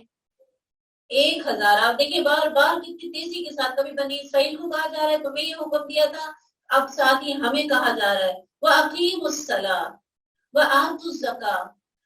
اشفاق احمد سے کسی نے پوچھا کہ نماز میں سکون نہیں آتا، تو انہوں نے کہا کہ اگر نماز میں سکون نہیں ملتا نا تو پھر نماز سکون کے ساتھ پڑھنی شروع کر دو، سکون مل جائے گا. آپ غور کریں کہ جن نمازوں میں ہمیں سکون نہیں ملتا نا اس کی وجہ کیا آتی ہے؟ جلدی، تیزی. اور اسی طرح ایک بہت بڑے امام تھے، انہوں نے کہا کہ انسان 60 سال تک اللہ کی عبادت کرتا ہے، نماز پڑھتا ہے، اس کی ایک رکعت بھی قابل قبول نہیں. وجہ کیا وجہ ہو سکتی ہے؟ نماز پڑھ رہا ہے اور ایک رکعت قابل قبول نہیں. رکوع صحیح نہیں کرتا، سجدہ صحیح، رکوع میں پوری طرح گیا نہیں. یعنی احادیث میں آتا ہے کہ اوپر آپ کی کمر کے اوپر پانی کا پیالہ رکھا جا سکے، ٹک جائے. ایسے نہیں کہ آدھا سر جھکا ہوا یا زیادہ ہی جھک جاتے ہیں بعض لوگ، بالکل لیول پہ کمر ہو. اور پھر اسی طرح جب سجدے میں جائیں تو پوری اچھی طرح جائیں، آہستہ آہستہ تسبیح کریں. کس کی تسبیح کر رہے ہیں؟ ذرا سوچ کے کریں گے تو آٹومیٹکلی سپیڈ سلو ہو جائے گی. اور پھر اس کے بعد جب بیٹھیں تو باقاعدہ طور پہ سیدھے کمر بالکل سیدھی ہو جائے. تشہد پہ آپ بیٹھے، ہاتھ اپنے آ کر واپس رکھیں ٹانگوں پہ. بعض لوگ رکھتے ہی نہیں ہیں، بعض لوگ یوں ہوتے ہیں ذرا سا اوپر ہوئے پھر واپس چلے گئے. ہم بھی ایسے ہی کرتے جب نہیں پتا تھا. تو ایسی نمازوں کا کوئی فائدہ نہیں. کالے کپڑے میں لپیٹ کے نماز منہ پہ مار دی جاتی ہے.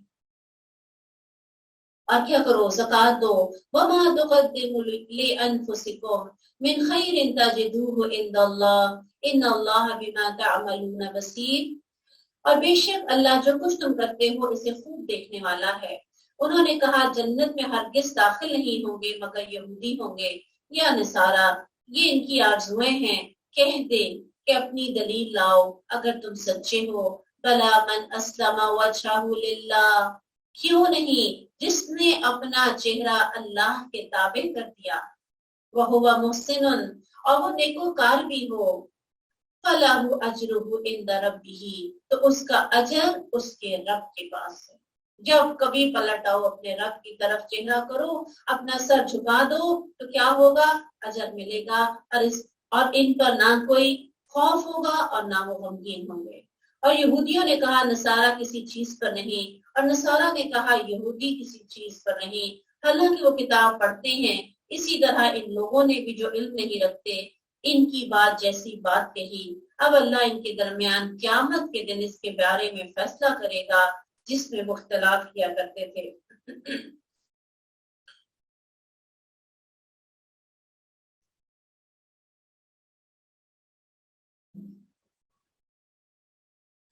اور اس سے زیادہ ظالم کون ہے جو اللہ کی مسجدوں سے منع کرے کہ ان میں اس کا نام لیا جائے، ان کی بربادی کی کوشش کرے.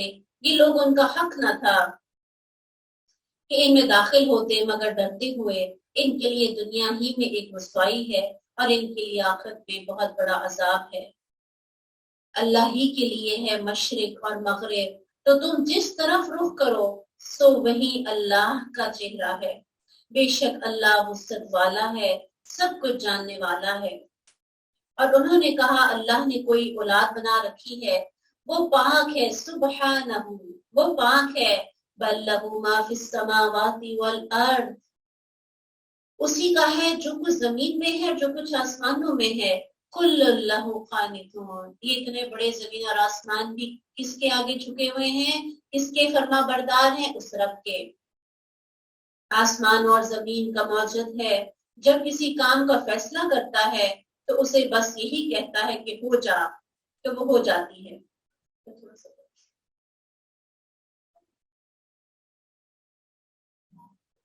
ادھر ہی بیٹھو،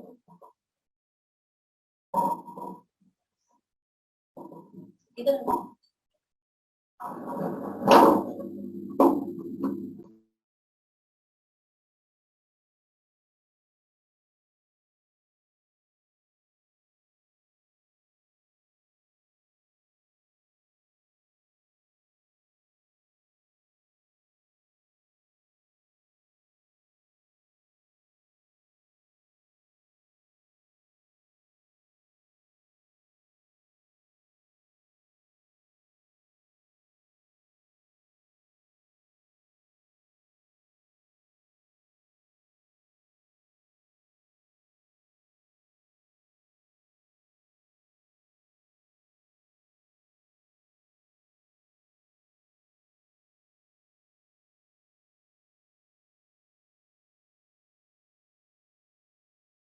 السلام کی، اور پھر بیٹے کو ذبح کرنے تک کا حکم دیا تو اللہ سبحانہ تعالیٰ کے حکم پر اس پر بھی تیار ہو گئے۔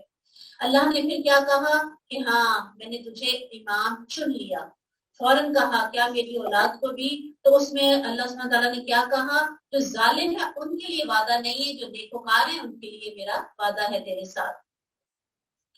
اب ہم جانتے ہیں کہ اللہ سبحانہ تعالیٰ کے حکم پر انہوں نے گھر تعمیر کیا، بہت سی انہوں نے قربانیاں دی، تقریباً 10 ایسے احکامات ہیں کہ جو انہوں نے اللہ کے حکم کے طور پہ اپنے جسم کے بارے میں جو آتا ہے نا کہ یہ ان کی سنت ہے، طہارت کے طور پر جو انہوں نے کیے، ان میں 5 سر سے متعلق ہیں اور 5 باقی جسم کے متعلق۔ 5 کون سے ہیں؟ یعنی مونچھیں کتروانا، یہ کیا ہے؟ ابراہیم علیہ السلام کی سنت ہے۔ کلی کرنا، ناک میں پانی ڈالنا، مسواک کرنا، سر کی مانگ نکالنا، یہ تمام ایسے کام ہیں جو رسول اللہ صلی اللہ علیہ وسلم کیا کرتے تھے۔ اور جسم سے متعلق ناخن کاٹنا، زیر ناف بال موڑنا، ختنہ کرنا، بغلوں کے بال اکھیڑنا، پیشاب کو خانے کے نشان کو پانی سے دھونا، یہ صحیح بخاری کی روایت ہے۔ اور پھر اس کے علاوہ اور کیا کہ 80 سال کی عمر میں جب اللہ کا حکم ہوا تو خود کوئی ختنہ کرنے والا نہیں تھا، اپنا ختنہ بھی خود کیا۔ کیا کیا قربانیاں ہیں جو ابراہیم علیہ السلام نے اللہ کے حکم پر دی ہیں۔ تو اللہ سبحانہ تعالیٰ نے پھر کیا کہا، اچھا میرا گھر بناؤ اور اس کو پاک صاف رکھو، وہ اس کو اعلی ابراہیم ہو رب اجعل ھذا بلدا آمنا، اور جب ابراہیم نے کہا کہ اے میرے رب اس جگہ کو پر امن والا شہر بنا دے اور اس کے رہنے والوں کو پھلوں سے رزق دے، امن ہو اور ساتھ پھل بھی ہو تاکہ لوگ پھر کیا کریں، یہاں پر آ کر عبادت کریں۔ جیسے یہاں پر آیا نا کہ وَاتَّخِذُوا مِن مَقَامِ إِبْرَاهِيمَ مُصَلًّى، یعنی جہاں پر حضرت ابراہیم علیہ السلام کا وہ ہم جانتے ہیں کہ پائے مبارک پڑا ہے، اس جگہ کو یا تو بنا لو اپنی نماز کی جگہ، یا پھر یہ ہے کہ وہ جہاں پہ انہوں نے نفل ادا کیے۔ اور اس کے بارے میں آتا ہے کہ رسول اللہ صلی اللہ علیہ وسلم جب عمرے پر گئے تھے تو جو حتیم کا ایریا نا رسول اللہ صلی اللہ علیہ وسلم نے وہاں پہ ادا کیے تھے، تو اس سے پتہ چلتا ہے کہ کسی بھی ایریا میں اگر آپ نفل ادا کر لیں گے تو وہ ادا ہو جائیں گے۔ اور اللہ تعالیٰ نے آپ دیکھیے کہ کوئی مقام عطا کیا کہ مقام ابراہیم کو اپنا نماز کی جگہ بنا لو۔ اس کے بارے میں عمر بن خطاب رسول اللہ صلی اللہ علیہ وسلم کو مشورہ دیا تھا کہ یا رسول اللہ صلی اللہ علیہ وسلم کسی ایریے میں کہ جہاں پہ وہ کھڑے ہو کے خانہ کعبہ کو تعمیر کر رہے تھے، یہاں پہ نفل ادا کیجیے۔ تو رسول اللہ صلی اللہ علیہ وسلم نے اس پر عمل کیا تو اللہ سبحانہ تعالیٰ نے اس عمل کو قبول کیا اور اس کو پھر ہمیشہ کے لیے رکھ دیا۔ کوشش ہوتی ہے کہ وہاں جا کے کریں، لیکن اگر وہاں نہ کر سکیں تو پھر کیا ہے کہ کہیں بھی کیا جا سکتا ہے۔ عمر بن خطاب کی مواخات یعنی کہ ایسی چیزیں کہ جو اللہ سبحانہ تعالیٰ نے ان کے دل کے اندر ڈالی اور انہوں نے رسول اللہ صلی اللہ علیہ وسلم کو مشورہ دیا تو جو قبول کی گئی وہ کتنی ہیں؟ وہ 18 ہیں۔ کتنی ہیں؟ 18۔ جیسے شراب کے بارے میں حکم آ رہا ہے، اذان کا بھی خواب انہیں کو دکھایا گیا تھا، پردے کے بارے میں ہم جانتے ہیں، اور اسی طرح یہاں پہ ہم نے کیا پڑھا کہ انہوں نے کہا کہ اس کو آپ بنا لیں اپنی نماز کی جگہ۔ اب یہ کہ اپنے رب سے دعائیں کر رہے ہیں کہ اے اللہ یہ گھر تو ہم نے بنا دیا، اب یہاں پہ آباد کرنے کے لیے اب تو پھل بھی بھیج، یہاں پہ امن بھی ہو، سکون بھی ہو۔ اور جو ان میں سے اللہ یوم آخرت پر ایمان لائے، فرمایا قال ومن كفر فأمتعه قليلا ثم استغفره الى عذاب النار، تو جس نے کفر کیا تو میں اسے بھی تھوڑا سا فائدہ دوں گا، پھر اسے آگ کے عذاب کی طرف بے بس کروں گا، اور وہ لوٹنے کی بری جگہ ہے۔ اور جب ابراہیم اس گھر کی بنیادیں اٹھا رہے تھے اور اسماعیل بھی، اور ساتھ میں کیا کہہ رہے ہیں، کتنی عظیم ساری ہے اس دعا میں، ربنا تقبل منا انک انت السمیع العلیم۔ کوئی بھی نیکی کا کام کریں تو اس کے بعد یہ دعا مانگی جائے، ربنا واجعلنا مسلمین لک ومن ذریتنا امۃ مسلمۃ لک، اے ہمارے رب اور ہمیں اپنے لیے فرما بردار بنا، ہماری اولاد میں سے ایک امت اپنے لیے فرما بردار بنا، اور ہمیں ہمارے عبادت کے طریقے سکھا، اور ہماری توبہ قبول فرما، بے شک تو ہی نہایت توبہ قبول کرنے والا، نہایت رحم کرنے والا ہے۔ ربنا وابعث فیہم رسلا منہم یتلو علیہم آیاتک ویعلمہم الکتاب والحکمۃ ویزکیہم انک انت العزیز الحکیم، اے ہمارے رب اور ان میں انہی میں سے ایک رسول بھیج جو ان پر تیری آیتیں پڑھے اور انہیں کتاب و حکمت سکھائے، انہیں پاک کرے، بے شک تو ہی سب پر غالب اور کمال حکمت والا ہے۔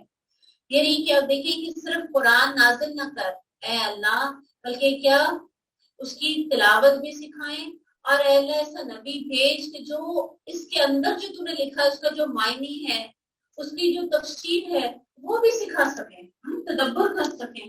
تو اب اصل بات کیا پتہ چلتی ہے، صرف قرآن کو سیکھ لینا کافی نہیں۔ آپ سوچیں کہ حضرت ابراہیم علیہ السلام کتنے دور اندیش، ان کی تمام دعائیں اگر آپ غور کریں کہ ہمارے ذہنوں میں وہ دعائیں آ ہی نہیں سکتی جو حضرت ابراہیم علیہ السلام کے ذہن میں آئیں۔ اور پھر کیا، جب انسان تدبر کرتا ہے قرآن حکمت پر تو پھر کیا ہوتا ہے، پھر تزکیہ ہوتا ہے، انک انت العزیز الحکیم، بے شک تو ہی سب پر غالب اور کمال حکمت والا ہے۔ وَمَن يَرْغَبُ عَن مِّلَّةِ إِبْرَاهِيمَ إِلَّا مَن سَفِهَ نَفْسَهُ، اور کون ہے جو ابراہیم کی ملت سے بے رغبتی کرے سوائے اس کے جس نے اپنے آپ کو بے وقوف بنا لیا، اور بے شک ہم نے اسے دنیا میں چن لیا اور آخرت میں یقیناً صالح لوگوں میں سے ہوگا۔ جب اس سے اس کے رب نے کہا، اِذْ قَالَ لَهُ رَبُّهُ أَسْلِمْ قَالَ أَسْلَمْتُ لِرَبِّ الْعَالَمِينَ، اے ابراہیم فرما برداری اختیار کر، تو آگے سے کتنا خوبصورت جواب، اسلمت لرب العالمین، میں نے فرما برداری اختیار کی، کس کی؟ جو رب ہے تمام جہانوں کا۔ اور اسی کی وصیت ابراہیم نے اپنے بیٹوں کو کی اور یعقوب کو بھی۔ ابھی کن کو بتایا جا رہا ہے؟ بنی اسرائیل کو پورا، کیونکہ وہ کہا کرتے تھے، یہود کہتے تھے کہ ہم ابراہیم علیہ السلام کی اولاد ہیں، تم کچھ بھی نہیں، اور نصارہ کہتے تھے ہم اب ابراہیم علیہ السلام کی اولاد ہیں، تم کچھ بھی نہیں۔ تو اللہ سبحانہ تعالیٰ نے شروع سے پھر بتانا شروع کیا کہ کیسے یہ گھر تعمیر کیا گیا، کیسے پھر یہاں پر کوئی بندہ نہیں تھا، پھر کیسے یہاں پہ آبادیاں ہوئی، کیسے حضرت ابراہیم علیہ السلام کی دعاؤں کی وجہ سے یہاں پر سب کچھ ہم نے پیدا کیا، لوگوں کو اس طرف رغبت پیدا کی، اور اس کے بعد اب تم نہیں ہی یہاں پر لا کے بت رکھ دیے، تم ہی حضرت ابراہیم علیہ السلام کو چھوڑ کر شرک کرنے لگے ہو۔ اور پھر یہ کہ یعقوب علیہ السلام کا کہ تم ان کے بیٹے ہو، حضرت یعقوب علیہ السلام کے، جب وہ فوت ہوئے تو اس وقت کیا ہوا تھا؟ اے میرے بیٹو، یعقوب علیہ السلام اپنے بیٹوں سے کہا، بے شک اللہ نے تمہارے لیے یہ دین چن لیا ہے، سبحان اللہ، یا بنی ان اللہ اصطفی لکم الدین فلا تموتن الا وانتم مسلمون۔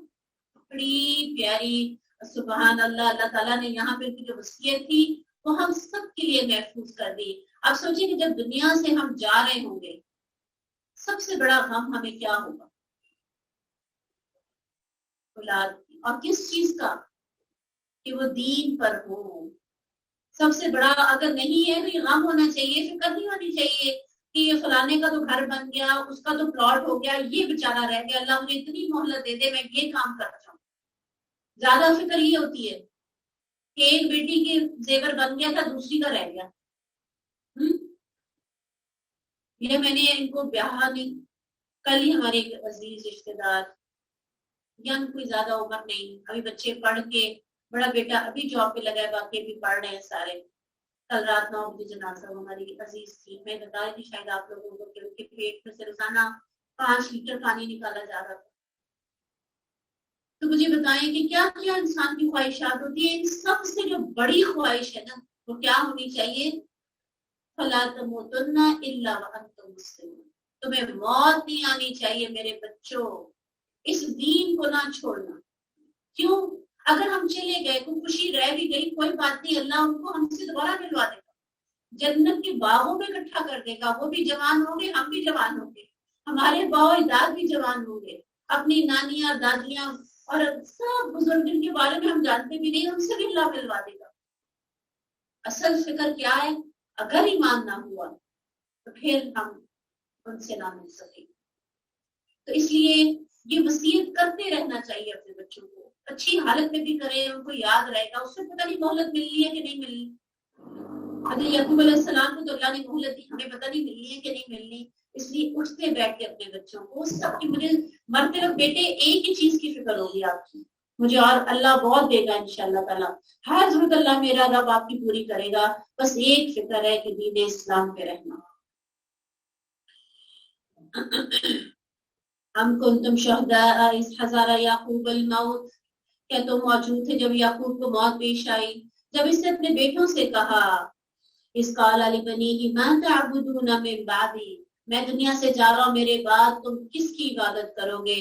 قالوا نعبد الہک و الہ آبائک ابراہیم و اسماعیل و اسحاق الہ واحدا، جب اس نے اپنے بیٹوں سے کہا میرے بعد کس کی عبادت کرو گے، انہوں نے کہا ہم تیرے معبود، تیرے باپ دادا ابراہیم، اسماعیل اور اسحاق کے معبود کی عبادت کریں گے۔ تو یہ جو بیٹے موجود تھے انہوں نے امید ہے کہ شرک نہیں کیا ہوگا، لیکن ان کی آنے والی نسلیں، بنی اسرائیل کتنے تھے جب وہاں سے آئے تھے یوسف علیہ السلام کے پاس، کنعان سے جب آئے تھے کتنے تھے؟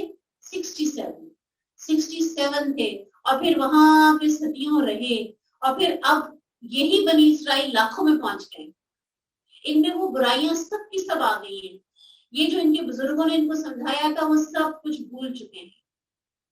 اس لیے ہمیں صرف اپنی فکر نہیں کرنی، اپنے بچوں کی فکر نہیں کرنی، اپنی نسلوں کی بھی فکر کرنی۔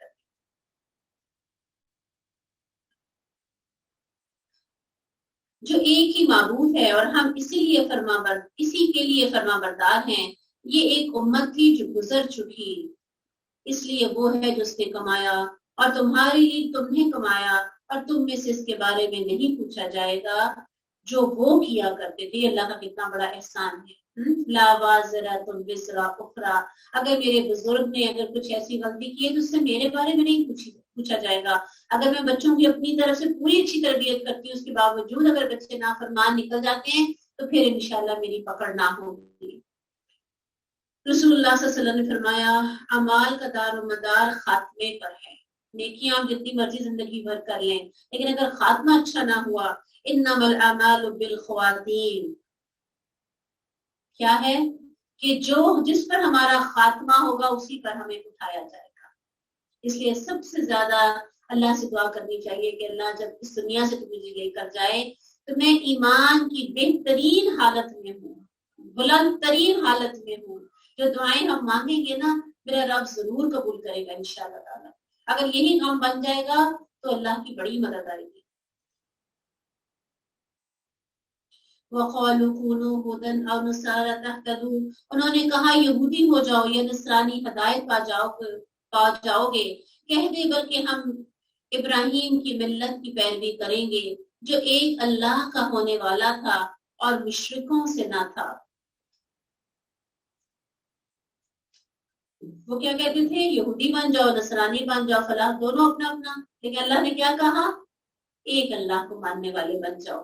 کہہ دو کہ ہم اللہ پر ایمان لائے، اس پر جو ہماری طرف اتارا گیا، جو ابراہیم، اسماعیل، اسحاق، یعقوب اور اس کی اولاد کی طرف اتارا گیا، جو موسیٰ اور عیسیٰ کو دیا گیا، جو تمام نبیوں کو ان کے رب کی طرف سے دیا گیا، ہم ان میں سے کسی ایک کے درمیان فرق نہیں کرتے، ہم اسی کے فرما بردار ہیں۔ اب دیکھیں اللہ کا کتنا احسان ہے، ایک ہی چین چلی آ رہی ہے، ایک ہی نبی جو پہلے پیغام دے رہے تھے وہی آخری، ہر دفعہ بدلا نہیں ہے، کہیں جو بیسک جو میسج تھا وہ ایک ہی ہے، ایک اللہ کی عبادت کرنی ہے۔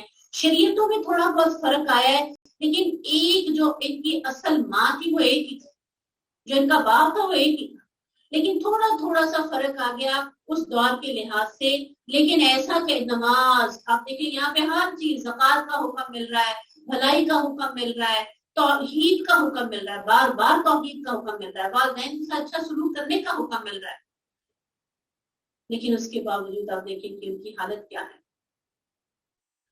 ہم ان میں سے کسی کے درمیان فرق نہیں کرتے، ہم اسی کے فرما بردار ہیں۔ پھر اگر اس چیز جیسی چیز پر ایمان لائے جس پر تم ایمان لائے تو یقیناً وہ ہدایت پا گئے، اور پھر جائیں تو پھر محض مخالفت میں پڑے ہوئے ہیں۔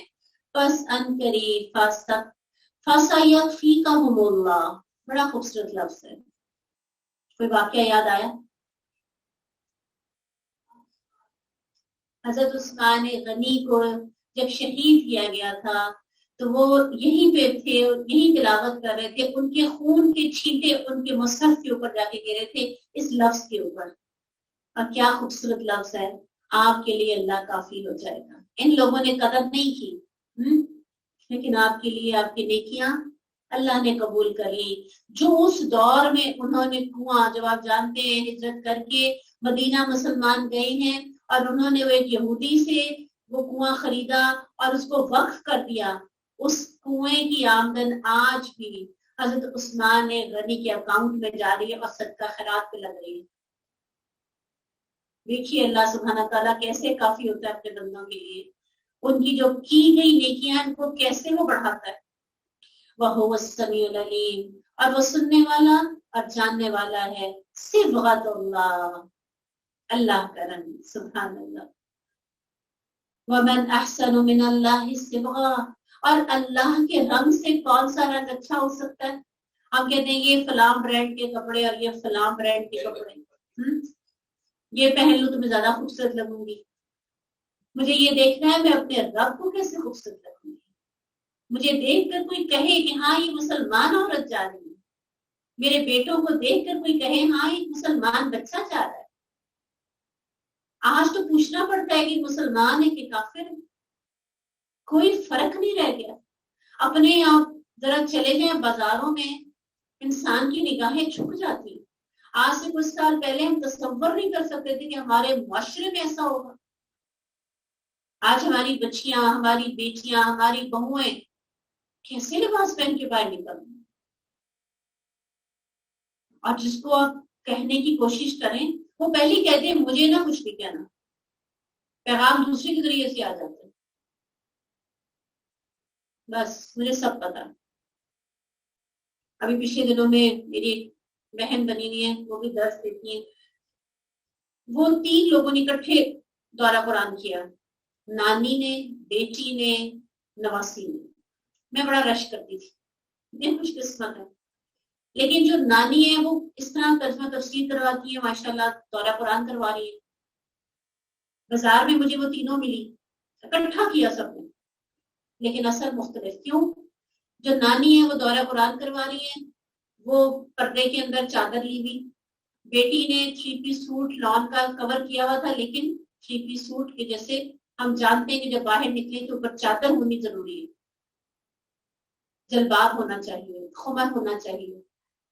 اور تیسری نواسی جو ینگ تھی، یونیورسٹی چلی گئی، ماحول بدل گیا، اس وقت تو فرق پڑا ہوگا، یقیناً پڑا ہوگا، تینوں میں ایک جیسی ہوں گی، لیکن وقت کے ساتھ کیا ہوا، بیٹی یونیورسٹی گئی، لمس میں پڑھنے لگی تو بال بھی کھلے، سر پہ دوپٹہ بھی کوئی نہیں، پورا قرآن کے ٹیسٹ دے کے پاس ہوئے۔ وہ ٹیسٹ صرف دنیا میں رہ گئے نا، آخرت میں کوئی کام نہیں آئے۔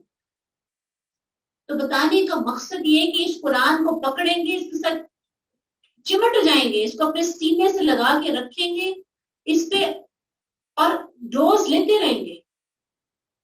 آپ دیکھیں کہ دوائی کیسا ہوتا ہے، ڈاکٹر کہتے ہیں 3 دفعہ پینی ہے، آپ 1 دفعہ کہہ لیں اور پھر ڈاکٹر کے کان کھائیں، ڈاکٹر صاحب میرے شفا نہیں ہو رہی بچے کو، آپ نے دوائی صحیح نہیں لکھی، دوائی بدلیں، تو کہیں گے آپ کتنی دفعہ لے رہی ہیں، تو کہیں گے جی 1 دفعہ، ڈاکٹر کہیں گے آپ صحیح ڈوز ہی نہیں لے رہی۔ صحیح ڈوز لینی ضروری ہے، اس کو بار بار سمجھنا، تدبر کرنا، سے تعلق بنانا ضروری ہے، ورنہ حدیث میں آتا ہے کہ یہ اتنی تیزی سے دوڑتا ہے کہ جیسے کوئی گھوڑا اپنے مالک سے، اس کو کھلا چھوڑ دو گے تو وہ بھاگ جائے گا، نام و نشان بھی نہیں ہوگا، ایسے ہی ہوتا ہے۔ تو پھر کیا کرنا ہے، ہمیں اپنے اوپر اس رمضان کی بدولت اپنے اوپر رنگ چڑھانا ہے، کون سا؟ اللہ کا، صبغت اللہ، اللہ یعنی عباد الرحمان، دیکھنے والوں کو پتا چلے یہ اللہ کی بندیاں جا رہی ہیں، ایمان والیاں جا رہی ہیں۔ من احسن من اللہ صبغا، عیسائی کیا کرتے تھے، بچہ پیدا ہوتا تھا زرد رنگ کے پانی میں ڈبکی دے کے کہتے تھے بس اب اس پر اللہ کا رنگ چڑھ گیا، ایسے تھوڑی چڑھتا ہے، دل پہ رنگ چڑھائیں، جب دل پہ رنگ چڑھے گا تو وہ اثر باہر آئے گا، اوپر رنگ چڑھتا رہے گا، وقت کے ساتھ اتر جائے گا، کچھ دن پہن لیا اسکارف، کچھ دن گاؤن پہن لیا، کچھ دن چادریں کر لی، بس آہستہ آہستہ سب اترتا چلا گیا۔ معاشرے میں برائی اتنی پھیل چکی ہے کہ مایوس سمجھا جاتا ہے، معصیت سمجھا جاتا ہے، شاید ان کو عقل نہیں ہے یہ سمجھا جاتا ہے۔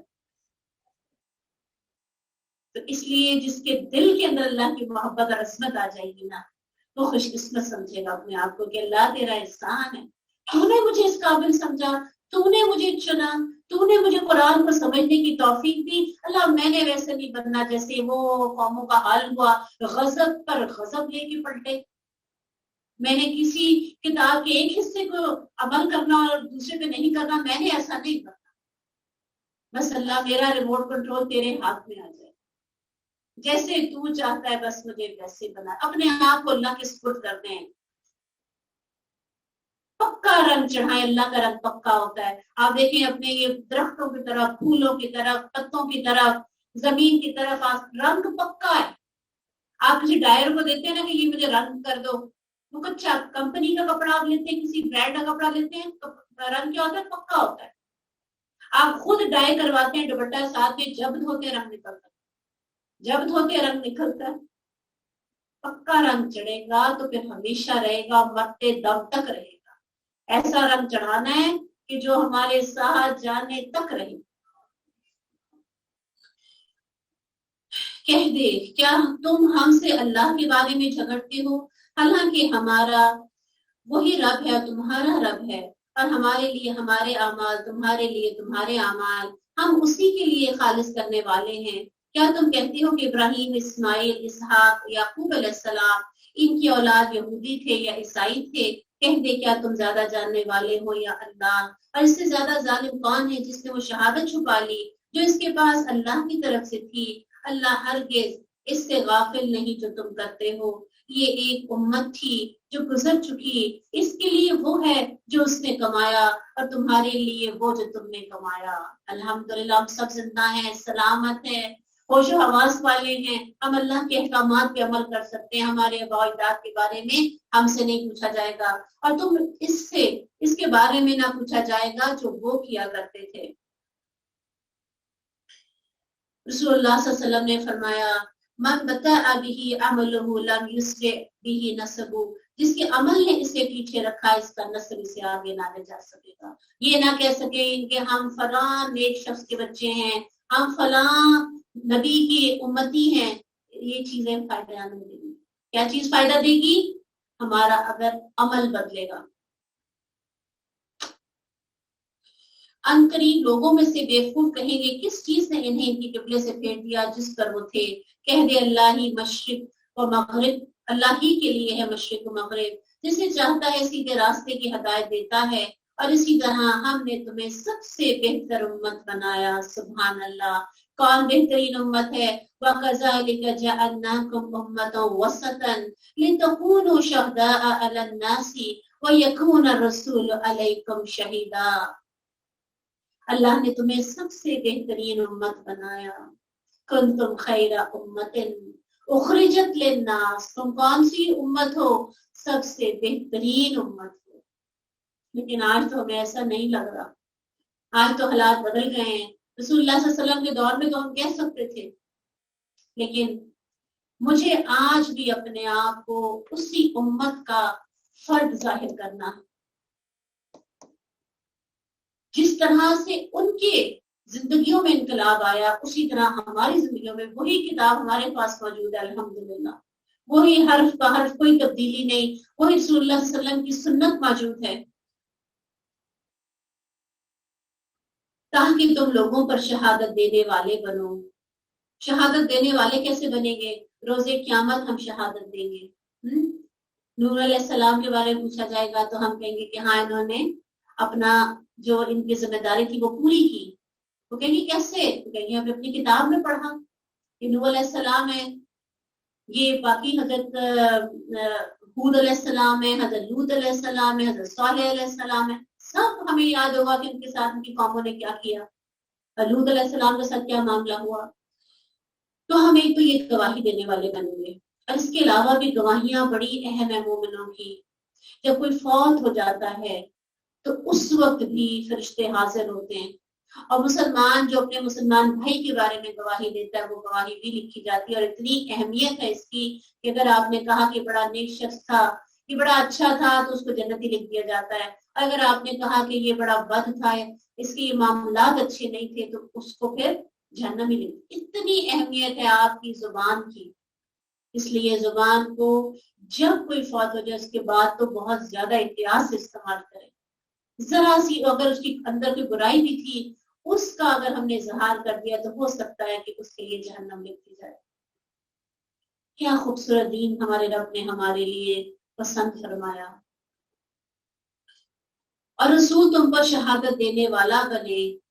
रसूलुल्लाह सल्लल्लाहु अलैहि वसल्लम से पूछा जाएगा कि आपने अपना पैगाम पहुंचाया। हमने वो किबला जिस पर तू था मुकर्रर नहीं किया, मगर इसलिए कि हम जान ले कौन इस रसूल की पैरवी करता है। हम सब जानते हैं कि रसूलुल्लाह सल्लल्लाहु अलैहि वसल्लम जब हिजरत करके मदीना गए तो 17-18 महीने तक सब किसकी तरफ मुंह करके नमाज अदा कर रहे थे? बैतुल मुकद्दस की तरफ। रसूलुल्लाह सल्लल्लाहु अलैहि वसल्लम की शदीद ख्वाहिश थी, आसमानों की तरफ नजरें उठा उठा के देखते थे, लेकिन अल्लाह ताला ने भी 18 महीने इंतजार करवाया और उसके बाद हुक्म नाजिल फरमाया। क्यों? अल्लाह सुब्हानहू व तआला क्या कहते हैं? ताकि हम जान ले कौन उसके रसूल की पैरवी करता है। इतनी तरबियत हो गई है। और इससे जो अपनी दोनों एड़ियों को फिर जाता है। कितने सहाबा कराम ने इनकार किया था? कुछ याद है? कौन सी नमाज थी? कुछ याद है? असर की नमाज थी। दौराने नमाज ये हुक्म रसूलुल्लाह सल्लल्लाहु अलैहि वसल्लम को दिया गया। रसूलुल्लाह सल्लल्लाहु अलैहि वसल्लम दौराने नमाज घूम कर जहां पे सहाबा कराम खड़े थे उनके पीछे चले गए, और सहाबा कराम ने देखा रसूलुल्लाह सल्लल्लाहु अलैहि वसल्लम नमाज की हालत में तिलावत जारी है। सब के सब अपनी एड़ियों के बल फिर गए, सब के सब उनके पीछे चले गए। और ये सब कुछ क्या हुआ? नमाज शायद पहले दिया जाता तो बहुत सी बातें होती, बहुत ज्यादा समझाना पड़ता। रसूलुल्लाह सल्लल्लाहु अलैहि वसल्लम कई दिन लग जाते इस काम पे। अल्लाह ताला अपने देखना चाहते थे बंदों को कि क्या ये अपने नबी को फॉलो करेंगे, क्या इस खूबसूरत दुनिया में इसकी मिसाल नहीं मिलती। और उसके बाद एक सहाबी ने रसूलुल्लाह सल्लल्लाहु अलैहि वसल्लम के साथ नमाज पढ़ी, किसी और इलाके में गए, वहां पे लोग उसी तरह बैतुल मुकद्दस की तरफ नमाज मुंह करके पढ़ रहे थे, और उन्होंने कहा कि मैं अभी रसूलुल्लाह सल्लल्लाहु अलैहि वसल्लम के साथ नमाज पढ़कर आ रहा हूँ, तो हुक्म आ गया है काबे की तरफ रुख करो। सबने काबा की तरफ रुख कर दिया। एक बंदे की गवाही की इतनी अहमियत है।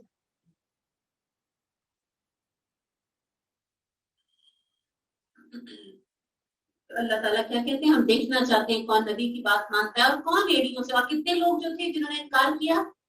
नॉट अ सिंगल वन, कोई एक भी नहीं, सब फिर गए थे, किसी एक ने जवाब नहीं दिया। तो फिर ये उम्मत थी ना चुने जाने के काबिल।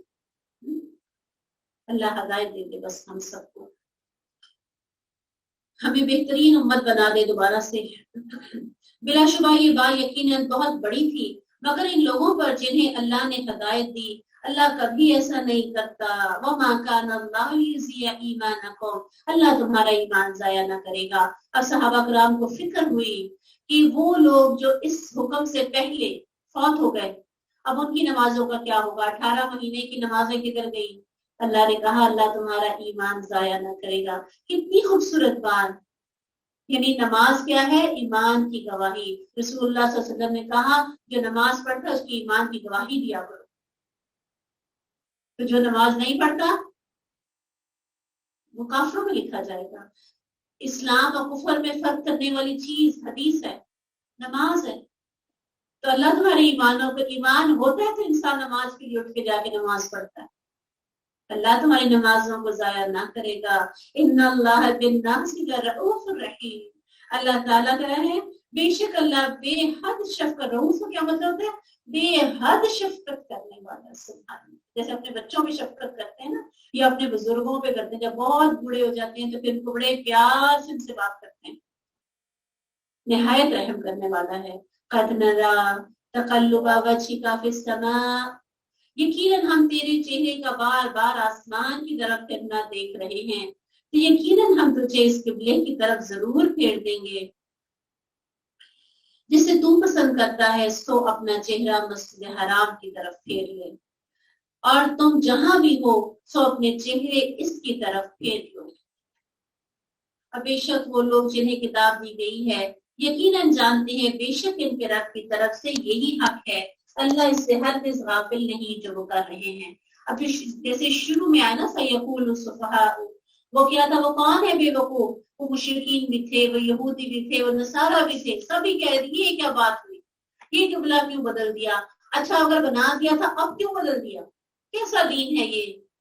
تو اللہ سبحانہ تعالیٰ کہتے ہیں ان کو سب پتا ہے, اصل قبلہ یہی ہے. ابراہیم علیہ السلام نے اسی کو اللہ کی پوری سٹوری شروع سے سنائی.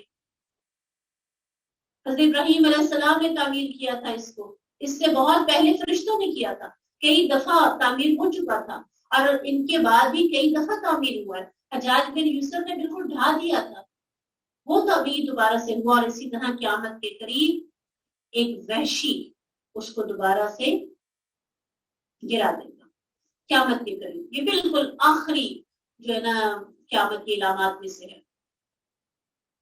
جی نہیں نہیں نہیں, یہ میرا خیال ہے پہلے ہی ہو جائے گا, ایسی بات نہیں.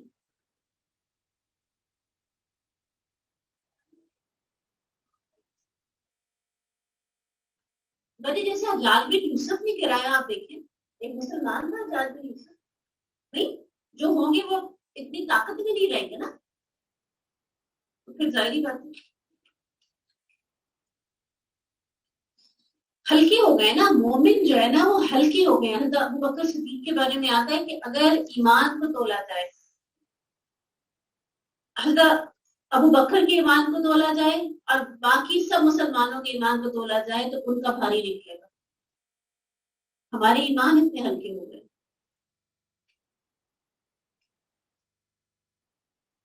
اور یقیناً اگر تو ان لوگوں کے پاس انہیں کتاب دی گئی ہے ہر نشانی بھی لے آئے, وہ تیرے قبلے کی پیروی نہیں کریں گے, اور نہ تو کسی صورت کی قبلے کی پیروی کرنے والا ہے, اور نہ ان کا باز کسی صورت باز کے قبلے کی پیروی کرنے والا ہے. یقیناً اگر تم نے ان کی خواہشوں کی پیروی کی اس علم کے بعد جو تیرے پاس آیا ہے تو بے شک تو اس وقت ضرور ظالموں میں شمار ہوگا. حضرت عائشہ عنہا بیان کرتی کہ رسول اللہ صلی اللہ علیہ وسلم نے فرمایا کہ یہ لوگ یعنی اہل کتاب ہم پر کسی چیز پر اتنا حسد نہیں کرتے جتنا جمعے کے دن پہ کرتے ہیں. ان کو جمعہ پیش کیا گیا تھا, انہوں نے نصارہ نے کیا کہا کہ نہیں ہم نہیں لیں گے, ہفتے کا دن انہوں نے یہود نے ہفتے کا دن لیا, اور نصارہ جو عیسائی ہیں انہوں نے کون سا لیا؟ اتوار کا دن لیا. تو پیش ان کو جمعے کا ہی کیا گیا تھا, مسلمانوں کو پیش کیا گیا, مسلمانوں نے خوشی سے لے لیا. اور اتنا زیادہ اس دن کی اہمیت ہم سب جانتے ہیں. اس دن حضرت آدم علیہ السلام کو جنت میں داخل کیا گیا, اس دن ان کو جنت سے نکالا گیا, اور اسی دن قیامت قائم ہوگی. یعنی دنوں کا سردار کہا گیا جمعے کے دن کو, اور اسی طرح جمعے کا دن جنت میں بھی بڑا اہم ہوگا. کیا ہوگا جمعے کے دن؟ اللہ سبحانہ تعالیٰ سے ملاقات ہوا کرے گی. جو مرد ہیں اللہ سبحانہ تعالیٰ کی خالی دیکھیں گے نہیں، یعنی دیکھنے کا تو ایک الگ ہے نا کہ کوئی دن میں 2 دفعہ دیکھ رہا ہے، کوئی دن میں جب چاہے دیکھ رہا ہے، لیکن یہاں باقاعدہ ملاقات ہے اور اس میں اللہ سبحانہ تعالیٰ سوال و جواب کر رہے ہیں، پوچھ رہے ہیں ہاں وہ تم سے کیا غلطی ہو گئی تھی، تو وہ آگے سے جواب دے رہے ہیں. سبحان اللہ. اب دیکھیں نا کہ اب ذہن میں آئے گا یہ کیسے ہوگا.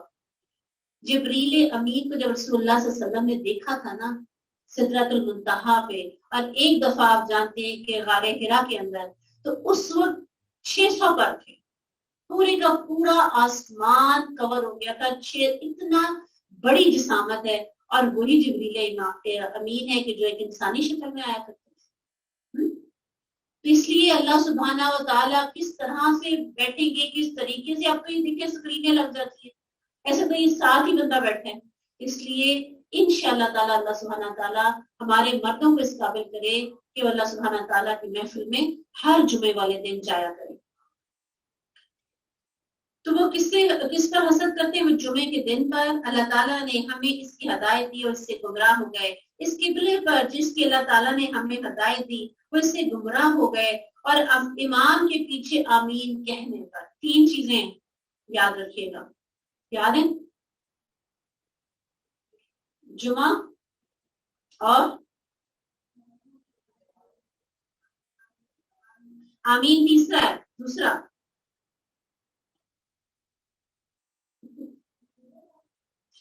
قبلے کا بھی جو چل رہا ہے نا، قبلے کا، کہ وہ قبلے پر بھی اس وقت تو باتیں بنا رہے ہیں لیکن حسد ضرور کرتے ہیں.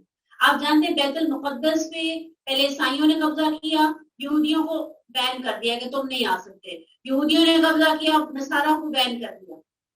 ٹھیک ہے، تو جو مسلمانوں کا ہے آپ دیکھیں ہمیشہ سے کھلا ہر ایک کے لیے، الحمدللہ ثم الحمدللہ. جیسی وہاں پہ آپ دیکھیں رونق ہوتی ہے دنیا میں کہیں نہیں ہوتی، تو اس پر بھی ان کو حسد ہے. اور اسی طرح آمین جب ہم کہتے ہیں تو اس پہ بھی ان کو حسد ہے.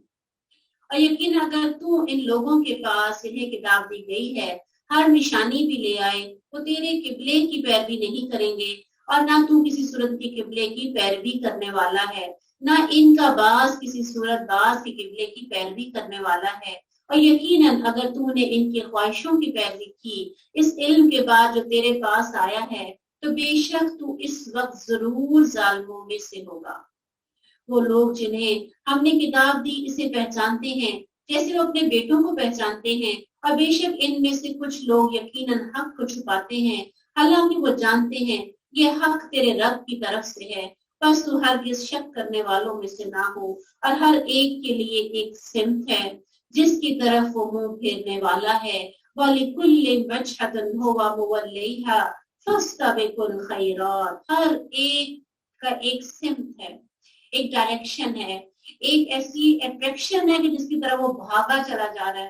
جیسے کہ آج نوجوان نسل میچ کی سیریز چل رہی ہے، وہ اس میں گم ہے، کوئی موبائل میں غرق ہے، کوئی پب جی میں غرق ہے، گیمز کھیلنے میں غرق ہے. تو جس کو جس چیز کا شوق لگ گیا اس کو اندازہ ہی نہیں ہو رہا میں کتنا قیمتی وقت اپنا ضائع کر رہا ہوں. اور اللہ تعالیٰ کیا کہتے ہیں؟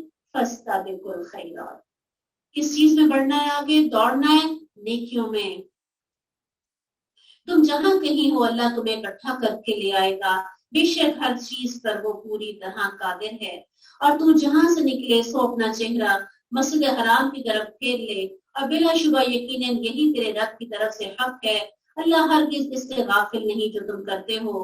اور تو جہاں سے نکلے سو اپنا چہرہ مسجد حرام کی طرف پھیر لے، تم جہاں کہیں بھی ہو سو اپنے چہرے کو اس کی طرف پھیر لو، تاکہ لوگوں کے پاس تمہارے خلاف کوئی حجت نہ رہے.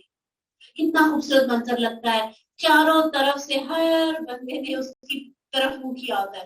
ورنہ دنیا میں ڈائریکشن تھوڑی دور جا کے بدل جاتی ہیں. پنجاب سوسائٹی میں رہتے ہوئے ہمارے گھروں کی ڈائریکشن کی وجہ سے رخ میں فرق آ جاتا ہے. خانہ کعبہ میں کتنا خوبصورت منظر، اور جب اوپر سے کیمرہ دکھاتا ہے تو کتنا خوبصورت لگتا ہے.